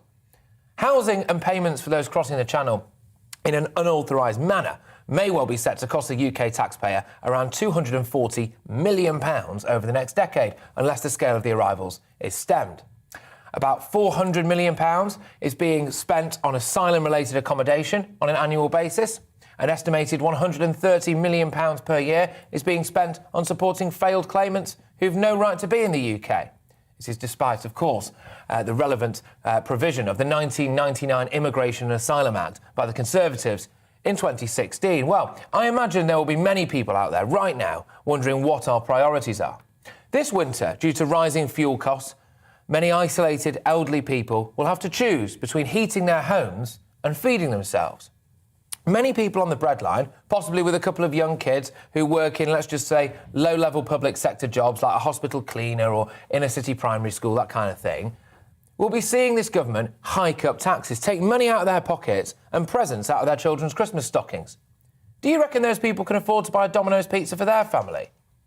How do you think they will feel when they see our government spending hundreds of millions of pounds on illegal immigrants, some of them in very nice hotels, and spending taxpayers' money on expensive pizza, burger vans, kebabs? And that's not to mention the cost of actually ferrying some of these people across the Channel, and the 58 million quid apparently we've slipped the French to not police their beaches. For every pizza or kebab bought for the people who make their way here illegally, the government should match that for people living in poverty here. By all means, absolutely 100%. Get these migrants a Domino's. I'm not going to stop you. But you have to give one to the vulnerable, hungry people who we already have in this country as well.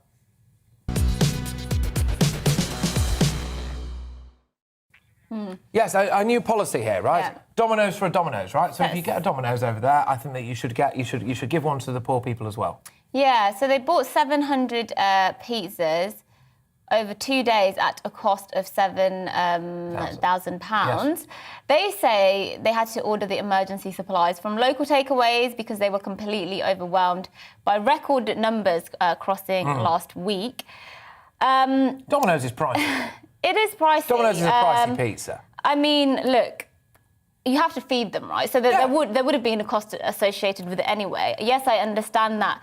But for me, I get all the frustrations around this because it looks terrible, let's be honest. It just doesn't look good at all because let's not forget, earlier in the year, the government were fighting over whether to extend, to feed hungry kids in the summer, basically, and they were uneasy with that. So, of course, it looks terrible. And to the average person, especially somebody as the kind of person you describe who is struggling, it really feels like a slap in the face.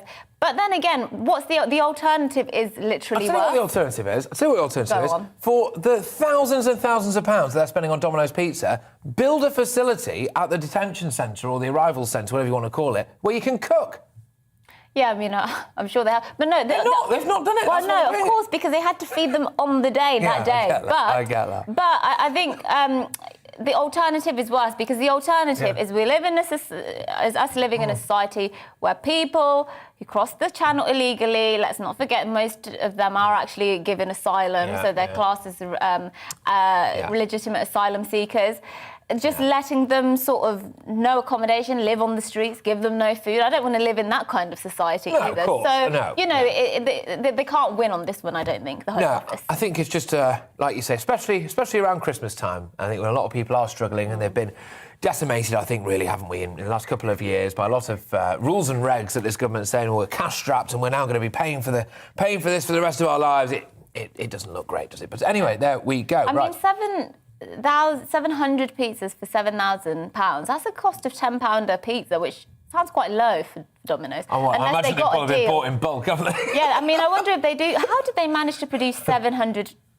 Well, 300. We will get to the bottom of this, I'm telling you. Asking the really important questions. The really big questions. How on earth can Domino's Pizza produce that many pizzas in such little time? We'll find out. Anyway, moving away. And actually something genuinely much more serious now, so there we go. Right, a Whitehall whistleblower has described how the working from home culture at the Foreign Office caused thousands of people to be left behind in Afghanistan in dangerous and deadly conditions. Yes, Raphael Marshall alleges that at times he would be the only one at the helm answering the thousands of emails from those desperate to flee Afghanistan as it fell to the Taliban. Marshall also claimed that the then Foreign Secretary, Dominic Raab, was slow to respond to emails and did not fully understand the situation in Kabul. He added, "It is clear that some of those left behind have since been murdered by the Taliban," and that's obviously a catastrophic quote, isn't it? Well, Colonel Richard Kemp is a former commander of the British forces in Afghanistan, and he's with us now. Thank you very much, a regular on the show. Great to have you back. What's your initial reaction to this? I mean, is it something that we think we probably already knew? Well, I certainly already knew this. I mean, the reality, of course, is that had the British government properly started planning and actually carrying out the evacuation of British nationals and also Afghans who we needed to get out of the country, back when President Biden made the decision he was leaving Afghanistan, and that was months before this catastrophe occurred, of course. Had that happened, we'd have had none of these problems, or very few of them, I suspect. But that didn't happen, and the reality is the Foreign Office was presented with a crisis that it seems to be largely unable to have coped with. And in my experience of working in Whitehall, I worked for the Cabinet Office for a number of years, was that across Whitehall, many civil servants, many government officials were unwilling or simply culturally unaccustomed to going outside their normal working hours, even in the event of a crisis. And I had to deal with this on numerous occasions. So I'm afraid that this whistleblower's evidence doesn't come as any surprise whatsoever to me, particularly the point about the work-life balance obsession in the Foreign Office, and also the more recent desire to be working from home. Yeah, well, 100%. And yeah, it is catastrophic. How much of this is our fault, though? How much of this was a bit of a stitch-up by Biden? I mean, we did seem to be caught on the hop somewhat. Well, I don't think we were actually caught on the hop. It was President Biden's decision, an incorrect decision in my view, to fully withdraw from Afghanistan without any conditions, which led to the collapse of the Afghan government. But I don't think the British government was arguing very strongly to change that course. So it was a decision by Biden, but we still shouldn't have been caught on the hop. We had plenty of notice. We had months of notice that this was likely to happen. Unfortunately, the British and the American and other allied intelligence estimates and estimates of the capabilities of the Afghan government and security forces was off the mark, which, you know, and I think also there was an unwillingness, in fact, within certain areas of the British government to accept the fact that Biden would go ahead and do the withdrawal as he had intended. They were, I think, clinging on to a false hope that it would be extended or delayed. So I think that was also behind the events we saw happening. And how does this bode for the government now? Because, you know, you can't change some of what has been done already, especially if it has led to the deaths of some of the people actually in Afghanistan. But what should they be doing now? Because there is still a lot of work to do in terms of supporting some of the people we were meant to be helping. Well, yes, and I think the current schemes, as I understand it, the current schemes the government has to get people out really are on paper only, and there are plenty of people who deserve to be taken out of Afghanistan and brought to our country and to other countries who are unable to do so. And I don't think that, I think, you know, again, bureaucracy is to a large extent standing in the way of that. Obviously, there are other difficulties of actually physically leaving the country, but more could be done, I think, by the Foreign Office to get the assistance of neighbouring countries and also to ease our own bureaucratic processes. So I think that's one thing. But the other thing, which is probably fundamentally important, is to somehow change the ethos in Whitehall. And that does need changing, because I remember that during the Afghanistan war, for example, when we were involved in very, very heavy fighting, the British forces were there, as was the embassy on the ground, were there actually working 24/7 when necessary, doing whatever was necessary to try and succeed. Back home in Whitehall, there were people who were working kind of, 9 to 5. Now, obviously, it doesn't put the whole country on a war footing, but those people who are directly responsible for supporting the war effort and making decisions on it, I think were not on the war footing they should have been. And that's the kind of culture that does need to be changed. It's not going to be easy, because we're rooted in years and years of a peacetime mentality in the civil service and in among the government, and that needs to be brought up to date, I think. Yeah, and lastly, I mean, this whistleblower has been quite damning about the then Foreign Secretary, Dominic Raab, who, of course, now has another very important job, which is the Justice Secretary. Given what you know about Dominic Raab and how he handled the Afghanistan crisis, do you have faith in him as the Secretary of State? Yeah, I do. I think he's a very competent person. I don't think the job of the Foreign Office under his direction was done very well during this period, and I think that's probably one of the major reasons, if not the major reason, why he was moved and effectively demoted. So I think he's paid something of a price for the Foreign Office and his own misjudgments and mismanagement of the situation. Colonel Richard Camp, thank you very much, as ever. Hopefully it won't be too long before we have you back on again. Of course, former commander of the British forces in Afghanistan, so who better to talk to when it comes to that?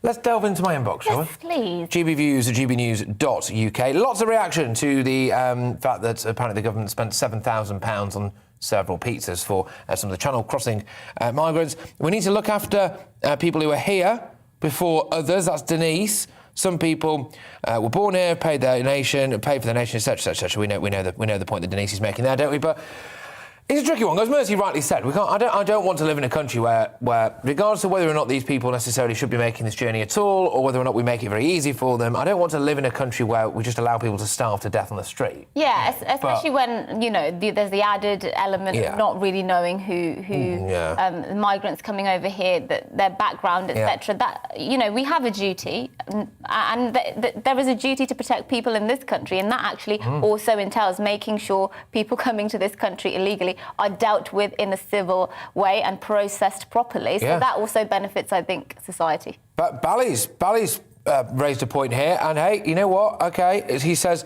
you suggest that for every pizza provided to a refugee, we should provide one for our poor. Based on that logic, for every bomb that we've dropped in a foreign territory, should we perhaps drop one on ourselves too? Strong stuff, Bally. It's indicating that maybe we're to blame for the crisis. And yes, a lot of people as well just saying, look, this is a bit much. And in fact, one person just says, what's the point anymore? I'm not sure if that's relating to this, but you keep your head up. Yes. Keep your head up indeed, GBViews at GBnews.uk. Thanks for getting in touch, and we'll try and go to more of your views very shortly. But after the break, we'll be talking to our reporters in Northumberland, in the north of England, and in Speyside, I don't think in anyone Scotland, knows. somewhere in Scotland, where residents are preparing for Storm Barra, whilst also recovering from the effects of Storm Arwen, which are still very much being felt by many people. So we'll be right back. It's time to remind ourselves there's always another winter. Canary Islands sponsors the weather. Hello again. Storm Barra has arrived and it will bring disruptive winds to large parts of the UK today, along with hail snow for parts of northern England and Scotland. Barra deepened rapidly during the last 24 hours and it's now pushing into Ireland, where red warnings have been issued by Met Éireann because of the really strong winds expected in the south and the west.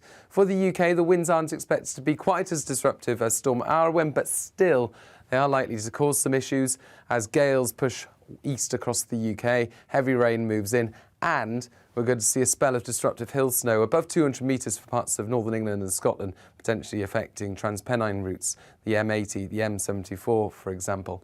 Blizzards over the higher ground of the north, drifting snow as well. The winds really pick up through the day and they're going to peak during the evening across parts of the Irish Sea, in particular West Wales, for example, seeing gusts of 80 miles an hour as these showers push through following the main band of rain. A very blustery night to come, less cold compared to last night, but only because of the strength of the wind stirring things up and the extra cloud in the sky.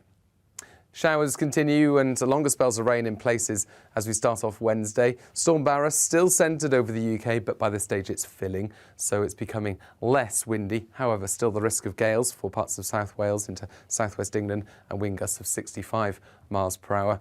And it's going to be a very unsettled day with showers and longer spells of rain moving through at times. Western Scotland, southeast England seeing fewer showers, but for most it's rain on and off throughout much of the day, and further hill snow across northern parts of the UK. Eventually, through Wednesday evening, the weather begins to quieten down. The winds start to tone down a little. And Thursday, still a few showers around, especially in the east, but drier and brighter weather arrives in the west for a time. Canary Islands sponsors the weather.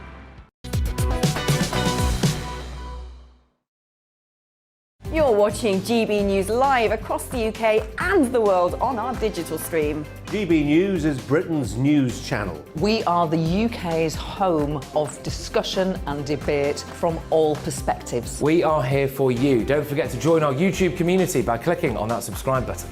And if you want the GB News app, you can click and catch up on programmes anytime. We love to hear from you, so email us. GBviews at gbnews.uk. Thanks for being part of the GB News family. My name is Andrew Doyle. Join me every Sunday evening at 7 p.m. for Free Speech Nation. This is a show where we address current affairs and news stories of the week with the help of two wonderful comedian panellists. I brought in comics because I want to give it a lighter edge, and also they work for less. See you there.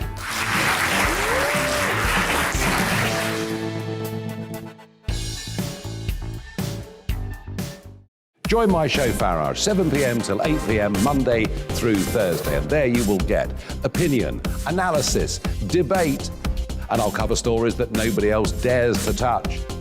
And then for the last 15 minutes, talking pints. We're over a drink. We have a civilized conversation with someone. We very often disagree, but we do it in a grown-up way. Come and join me on Farage.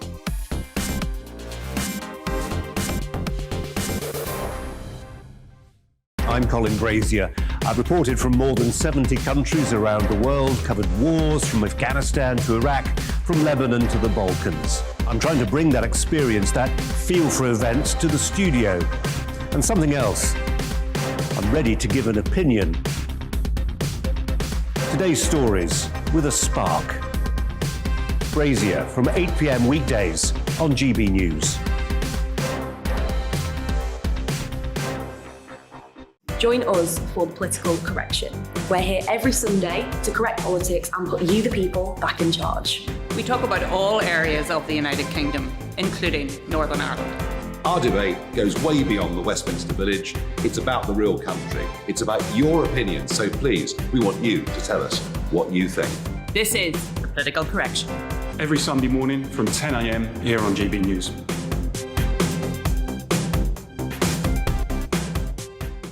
You're watching GB News live across the UK, the world, and our digital stream. GB News is Britain's news channel. We are the UK's home of discussion and debate from all perspectives. We're here for you. Don't forget to join our community by hitting the subscribe button. And download the GB News app so you can click and catch up on programmes anytime. We love to hear from you. Email us at gbviews@gbnews.uk. Thanks for being part of the GB News family.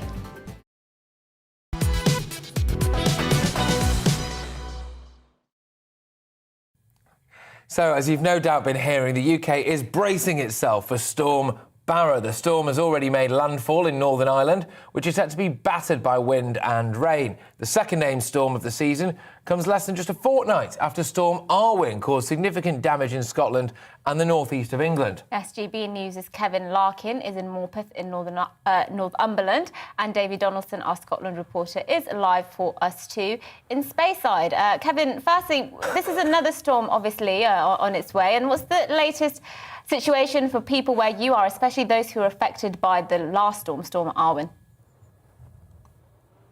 Absolutely, Mercy. Good morning. Yes, so the latest we're hearing for the northeast is that we will start seeing Storm Barra making its impact felt round about early afternoon, 1 or 2 o'clock. Then we're expecting the storm to get worse and worse. It's likely to reach its peak about 5 or 6 o'clock. Obviously, that's something to bear in mind when you're heading home this evening.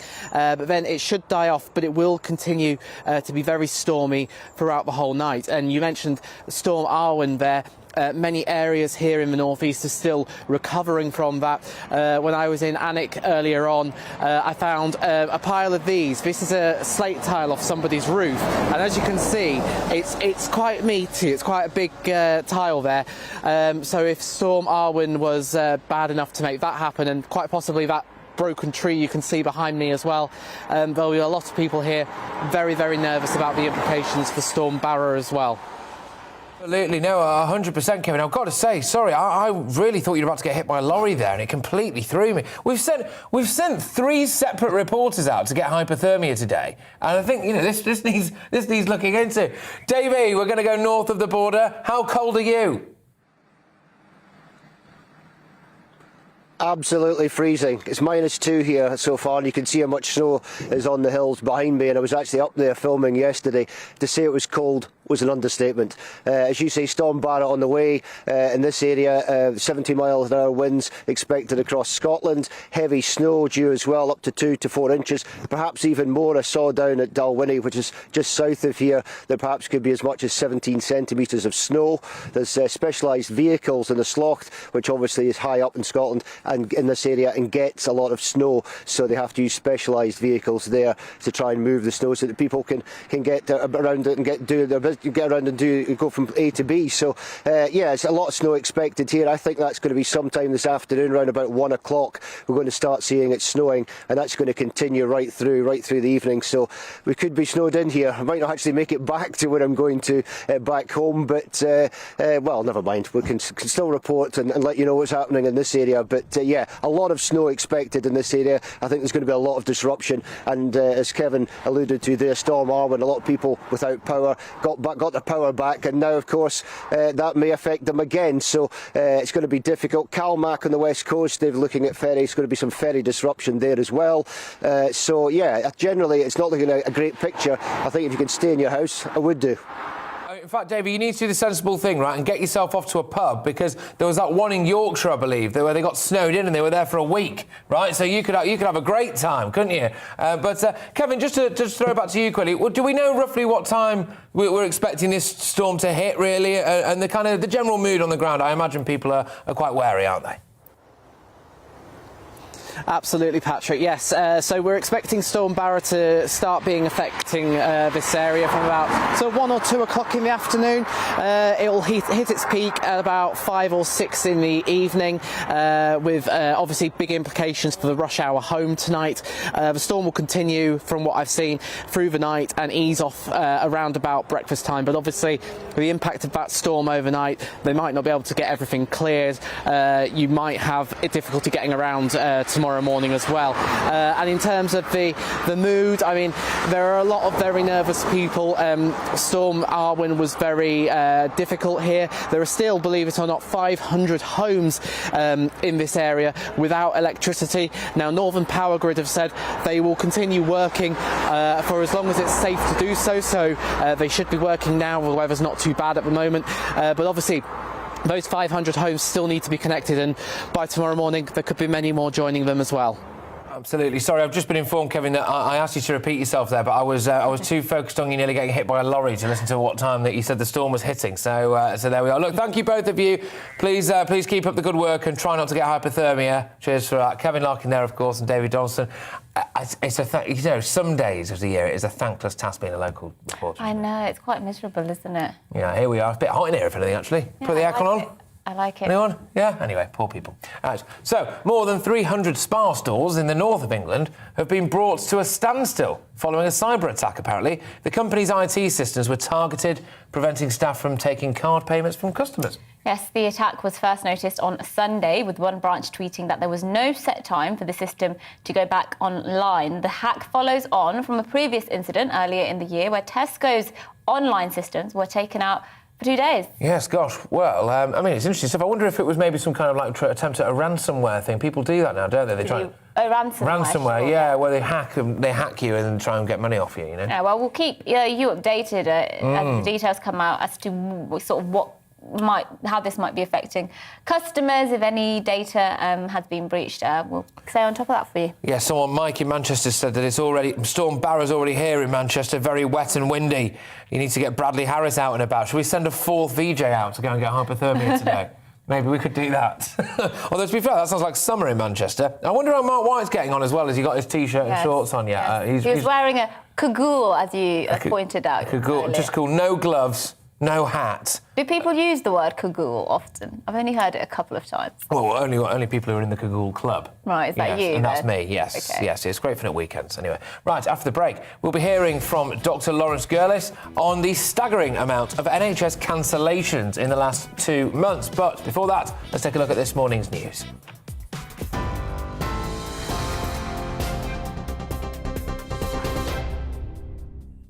Good morning, I'm Rosie Wright. Let's get you up to date.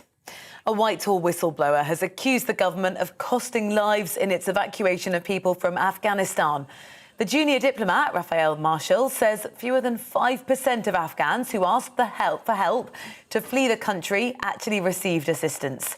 The Justice Secretary, Dominic Raab, has defended the government's handling of the evacuation efforts this morning. Airport-style security is going to be installed in all new prisons as part of a government crackdown against drugs.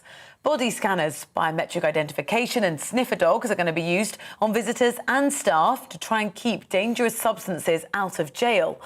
Labour says government cuts and mismanagement has meant jails have become awash with narcotics.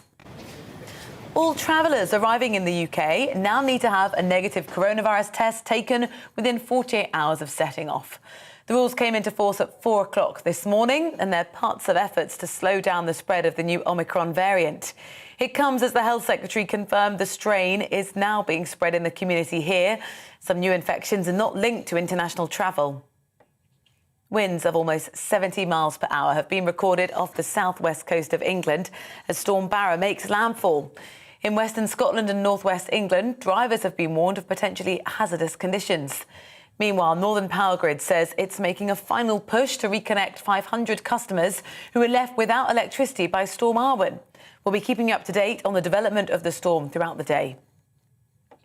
Veteran Labour MP Harriet Harman has announced that she's stepping down at the next election. She's Britain's longest-serving female MP and was elected in 1982. She served in numerous cabinet and shadow cabinet positions, including Leader of the House of Commons under Gordon Brown. You are right up to date here on GB News. I'll be back with more on today's stories at 12 o'clock.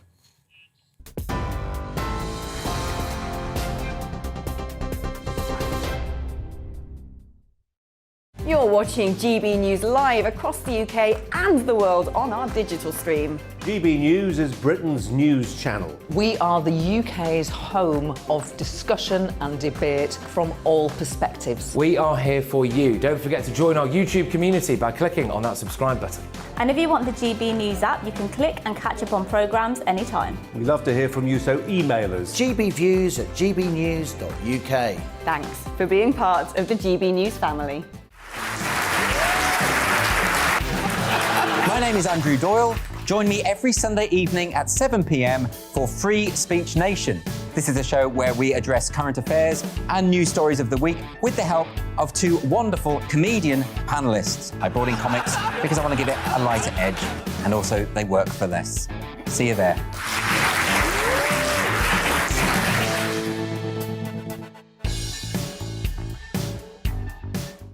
Join my show Farage, 7 p.m. till 8 p.m. Monday through Thursday. And there you will get opinion, analysis, debate, and I'll cover stories that nobody else dares to touch. And then for the last 15 minutes, talking pints. We're over a drink. We have a civilized conversation with someone. We very often disagree, but we do it in a grown-up way. Come and join me on Farage.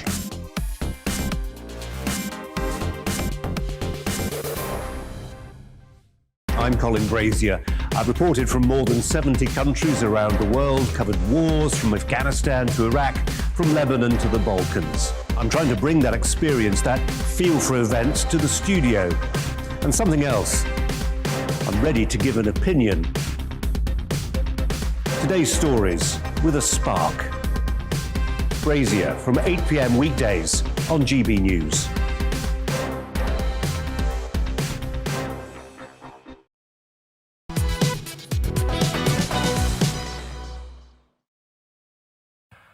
Yes, morning everyone. Now, some 6,700 elective care operations were cancelled in November, while in October the figure was just above 6,300. Yes, the report by the Royal College of Emergency Medicine says exact reasons for the cancellations are unclear, but the majority were cancelled by the NHS, while the NHS itself has just resumed counting paused recording the numbers of cancelled operations due to the pandemic, and has just resumed counting those, which makes absolutely no sense. No, I think it's basically what they're saying is that they paused counting the number of the cancelled operations. And have just resumed counting. Yes, and they have. I imagine they've got a lot of counting to do now. Yes. So there we go. The Royal College of Surgeons has said the figures are alarming and mean thousands of patients are being left to suffer. And you can believe it, can't you? Dr. Lawrence Jerlis, the director at Same Day Doctors Private GP, who has over 25 years of experience in the Harley Street, as well as in the NHS, of course, joins us now. Thank you very much. So look, just fill me in on this one then. Let's pick through the mud here. So is the NHS cancelling these appointments? It's not the patients going, I don't want them anymore. It's not the patients saying, I'm too afraid of going to hospital. It's the NHS. Without a doubt, Patrick, Mercy, without a doubt. I heard a story yesterday, and we're not just talking about hip operations. I heard a story yesterday of a patient waiting cancer surgery for pancreatic cancer, which could be life-saving, that has been cancelled 3 times. Now, pancreatic cancer is one of the most aggressive cancers. Normally, it's fatal within 9 months to a year. This patient needs that surgery. I cannot understand why anyone in their right minds would cancel that operation. There are alternatives. If you remember, we had the Nightingale hospitals, which were empty. We had beds in private hospitals, which had been contracted but left empty. That is a sort of patient that should be moved to a private hospital, paid for by the NHS, life-saving cancer surgery. I simply don't understand it. This lack of flexibility and lateral thinking is terribly, terribly frustrating. And it's not just due to COVID. The number of patients in hospital with COVID has been steadily decreasing for the past month. We know the cases are up. We know that this mild variant Omicron is around, but it is mild. And it's probably the answer to all our problems because it will give us all immunity without making us ill. So we can't rely on COVID. Bear in mind at this time of year, there'd normally be more patients in hospital with flu. There's no flu epidemic this year. So please, can we get a grip and get these seriously ill patients treated? Isn't the main problem, and presumably the underlying reason for these cancellations, the fact that there is a lack of staff to facilitate these operations, and there's not much you can do about that, even if a bed is necessarily available? What's your view on that?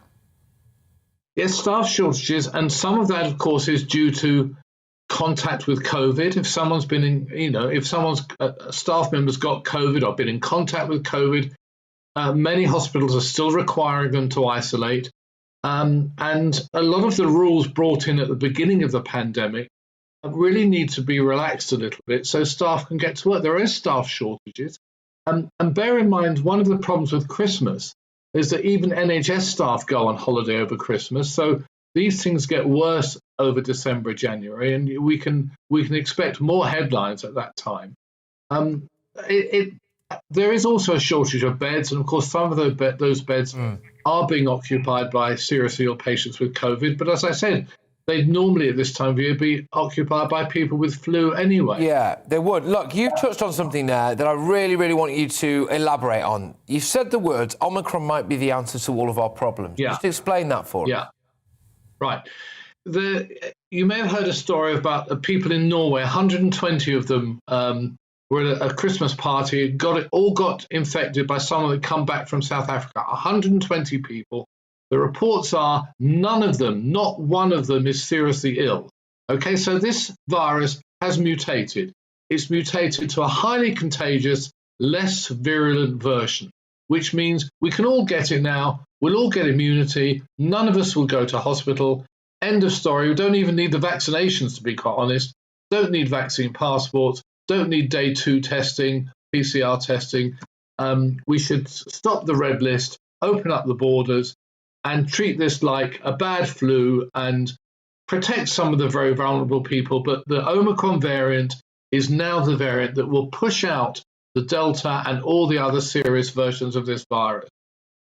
Sorry, excuse me. I think, obviously, look... I think we might have an Omicron patient. Yes, well, yeah, I might do, because I can't feel it either. But no, obviously all of this is remains to be seen, but we hope you're right. I think the nation hopes you're right. And it will be interesting, this, really. Why more of this isn't being discussed? If indeed, and fingers crossed it is the case, we don't know for sure yet, but if indeed Omicron is, relatively mild and it becomes a dominant variant, as it were, then... there is a case to say that that's an answer to all of our problems, isn't it? Well, not all, perhaps. Not all of the world's problems. Omicron came over, and all of a sudden I got £1 million in the bank. But no, it's So would you now hope realistically, Dr. Lawrence, that actually we can get this studies done as quickly as we possibly can? And then, do you suspect that there's any chance whatsoever that our health secretary or our prime minister or vast swathes of the medical profession might actually call Omicron what you're saying, if indeed these results and tests do come back and it proves that this thing is actually quite mild? I hope so, Patrick. I hope so. It's just there are so many doom merchants around. Did you see the front pages of the newspapers yesterday that the next pandemic will be worse than this, could be worse than this one? Well, anything could happen. There are too many doom merchants around, and because Omicron is so contagious, there are people that are going to use its infectivity as a way of saying, we should all be working from home and wearing masks and not going to parties. That's the opposite. We should allow this variant to give us the herd immunity that we have been longing for such a long time. Let's have herd immunity. Nothing gives you protection against COVID better than having COVID itself. I honestly believe that. I think Omicron could solve the problem. Well, thank you for your perspective, Dr. Gurlis. We appreciate your time, as always. Yes, we do, indeed. Interesting stuff, though. Yes, indeed. Now, social media giant Meta, which owns Facebook and WhatsApp, is under fire for its alleged failures to tackle hate speech on its Facebook platform. Dozens of UK and US-based Rohingya refugees have filed a class action lawsuit against the company, claiming that the social media site promoted violence against the minority, which contributed to the persecution and genocide of the Rohingya in Myanmar.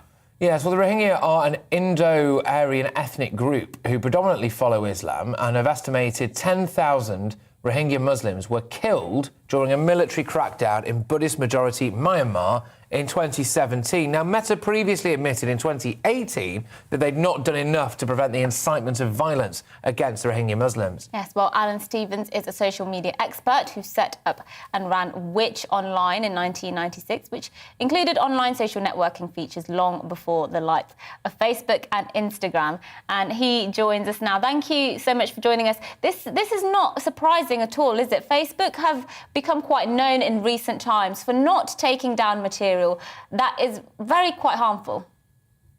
It's absolutely true. We've talked about this sort of thing before, and Facebook, of course, try and say they're not responsible for anything that their users post. There's a section of American law called Section 230, which Facebook used to claim they're not responsible for anything at all that people post. But of course, they can take things down, and they do from time to time.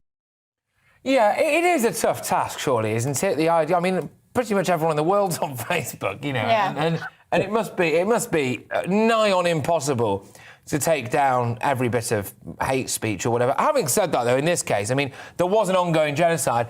And to be fair, when you look at the way that companies like Twitter handled when President Trump was talking in the wake of his election defeat and at the Capitol Hill riots and the stuff like that, you know, they could act pretty quickly there, couldn't they? But I suppose maybe it's different when you're dealing with billions of people. Well, it's interesting, isn't it? I mean, the fact is people often say, well, Facebook can't do it. There are billions of us using Facebook and other social networks. How could they possibly do it? But of course, if you even think about buying a pair of trainers or do a search on something, immediately you get loads of adverts down the side of the page, down the right-hand side of the page. They know exactly what you're doing. They can monitor everything that's going on. And if they want to take down posts, they could. They already do it for certain categories of information. They could easily do it for this sort of thing as well. Isn't the reality the fact that Facebook is almost too big to criticise almost and too big to change? They can virtually do whatever they want. They own, I should say Meta rather. They own Facebook, they own WhatsApp, they own Instagram as well, I believe. I mean, there's not much that can be done to force them to change their ways. It's very difficult. They might even own bits of my house for all I know. I haven't checked for a while. But the fact, yes, they do. They are taking over the world. But nevertheless, they are still subject to laws. There's a European law, an EU law going through at the moment that could make social networks liable for the content that they put up there. And I think the net is closing a bit on social networks. They can do this. They can take information down. They're just not willing to do it because they rely on the advertising and the reach. So I think things will change, not quite as quickly as the Rohingya refugees might think, but things will change in the next few years, I'm sure. No, absolutely. The metaverse is going to be a thing, apparently. It just makes me want to walk off into the sea, really, when I think about the idea of just popping a virtual reality headset on and losing the rest of my life to it. But yes, I mean, look, do you think that actually, you know, Facebook really care about this? Is it just one of those kind of companies where, you know, like they do things, they'll put a rainbow flag up, but they don't really care about gay rights, or they'll you know, they'll talk about lovely, liberal, fluffy values, but actually they don't really care if someone's putting hate speech online? Or what do you think? Do you think they actually care? I think probably the individuals do care. Whether the company cares, whether a company can care about something, I don't really know. But the fact is, it's the pressure. It's the pressure that's being applied. I mean, this case will never succeed. Obviously, they're not going to sue. They're not going to win 150 billion from Facebook. That's not going to happen. But nevertheless, it's a symptom of the way that people are thinking. And if enough people who are using Facebook start to think in this way, Facebook will have to change.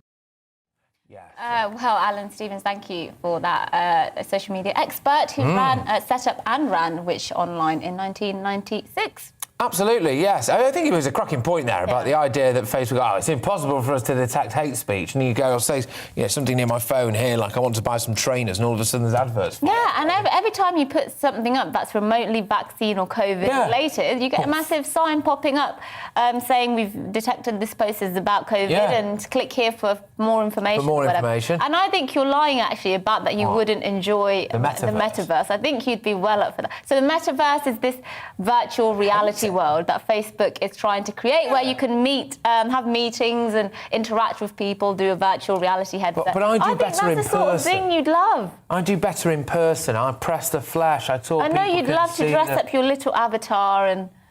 Yeah, that's true. But enough about little avatar. A teenager from North London has beaten over 6,000 young writers to win one of the biggest poetry competitions in the world. 17-year-old Giovanni Rose wrote the poem Welcome to Tottenham, based on his experiences of growing up in the area and reflecting on issues to do with knife crime and racism. Yeah, well, he's won the Poetry Society's Foyle Young Poets of the Year award, and our London reporter Alice Porter has been to meet him. Welcome to Tottenham, where we wake up to the smell of Chick King mixed with the odour of the courts from the night before, where we cover our blood-stained streets with dried up gum, where kids have holes in their last pair of shoes, where daddy left mummy and mummy's left poor. When I found out that I won the competition, I was overjoyed. And then, I told my friends, and everyone was excited for me in my school. So growing up in Tottenham, there's, of course, a lot of violence and crime. And what's crazy is because I didn't realise how bad it was until I spoke to my friend. And he told me that what I think is normal is not really normal. Like, I think, like, knife crime and all the robberies, what happened and stuff like that is normal. But to a lot of people, they might never see that. They might never see someone get stabbed or hear shootings on the top of their road. Welcome to Tottenham, where if you look like me, then it's harder for you. Where everybody's equal unless they're darker than you. Where the police see colour before they see the crime. Where kids get stopped and searched and aren't allowed to ask why. Your poem also alludes to incidents with the police in terms of racism. Just tell me about any experiences that you had growing up in Tottenham. I like acting. I was filming a short film to do with like anti-knife crime. And then armed police pull up on us. And I'm like 15 years old. And they put us to the wall so the whole of Breeze Grove can see us. With a gun to our face and they searched us, and once again they didn't find anything. So it's like, I don't have a problem with stops and searches, because if you increase stops and searches, you're less likely to carry a knife because you don't want to get caught. But it's how they go about it, do you know what I mean? Like, I've seen people be put in the back of vans, and these are all little teenagers, 13, 14, 15 years old, where the drug addicts sit at the back of the 149, where education and sports are the only ways to shine. Where we ride around on stolen scooters, we can't afford tuition, so the streets are our tutors. Welcome to Tottenham. I love, but I hate my home. I still listen to the voicemails of my dead peers on my phone. I live in a nightmare. I had to learn how to dream. I'm afraid to open up because you don't survive if you're weak. Welcome to Tottenham. You obviously had a really fantastic English teacher, and that's really, really changed your life. How important do you think it is for young people to have access to arts? Arts aren't compulsory, but I feel like doing art as a GCSE is a great way to express yourself, whether that's music, actual art, or drama, because I feel like that's how kids can escape reality and put their feelings into something positive. We fight over streets we don't own. Knife crime's on the rise because the beef can't be left alone. Why does no one understand that we just want our youth clubs back? Why do the claims are not racist but label the violence here black? Welcome to Tottenham. Yeah, fascinating stuff, and well done to that lad. I think. Yeah, it's obviously, I thought it was quite gripping. That anyway. We're just going to move away from that now, and it's a kind of classic and finally segment. This, and here we go. Researchers at the Cleveland Clinic in the United States have examined the medical data of 7 million Americans in their 70s and found that taking Viagra could cut the risk of developing Alzheimer's, which is the most common cause of dementia. Yes, scientists tracked participants for 6 years, and the results found that those taking sildenafil, which is the main ingredient in the small blue pills, were staggering 69% less likely to develop Alzheimer's compared to people who didn't use the medication. Well, that's this is like a win-win for most men, although I do wonder whether there are other variables that were leading to that. You always find these studies that say X leads to X quite suspicious. But... So you mean you find it quite hard to believe, do you? I just think it's an interesting one, isn't it? Because obviously 7 years. Yeah. 7 years. So depending on which way you look at it, some men in their 70s have had 7 years of non-stop Viagra.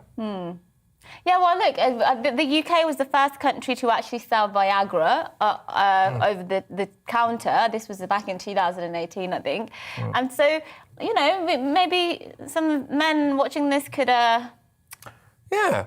Well, it's interesting, isn't it? Because I think right, so having done a little bit of research into this story, not market research, I uncovered that it helps with the blood flow, right? That's part of it. So it helps with blood flow, and obviously if it keeps the blood flowing, etc., it's easy to see why there can be maybe, anyway, a link between that and essentially your brain not working. Yeah, well, apparently 50% of British guys in their 30s admit to struggling with erectile dysfunction problems. Sure. 50%, which is quite high. So actually, 50% of British guys in their 30s admit they're struggling in the bedroom. Yeah, with erectile dysfunction problems. Gosh, I imagine that was a closed survey.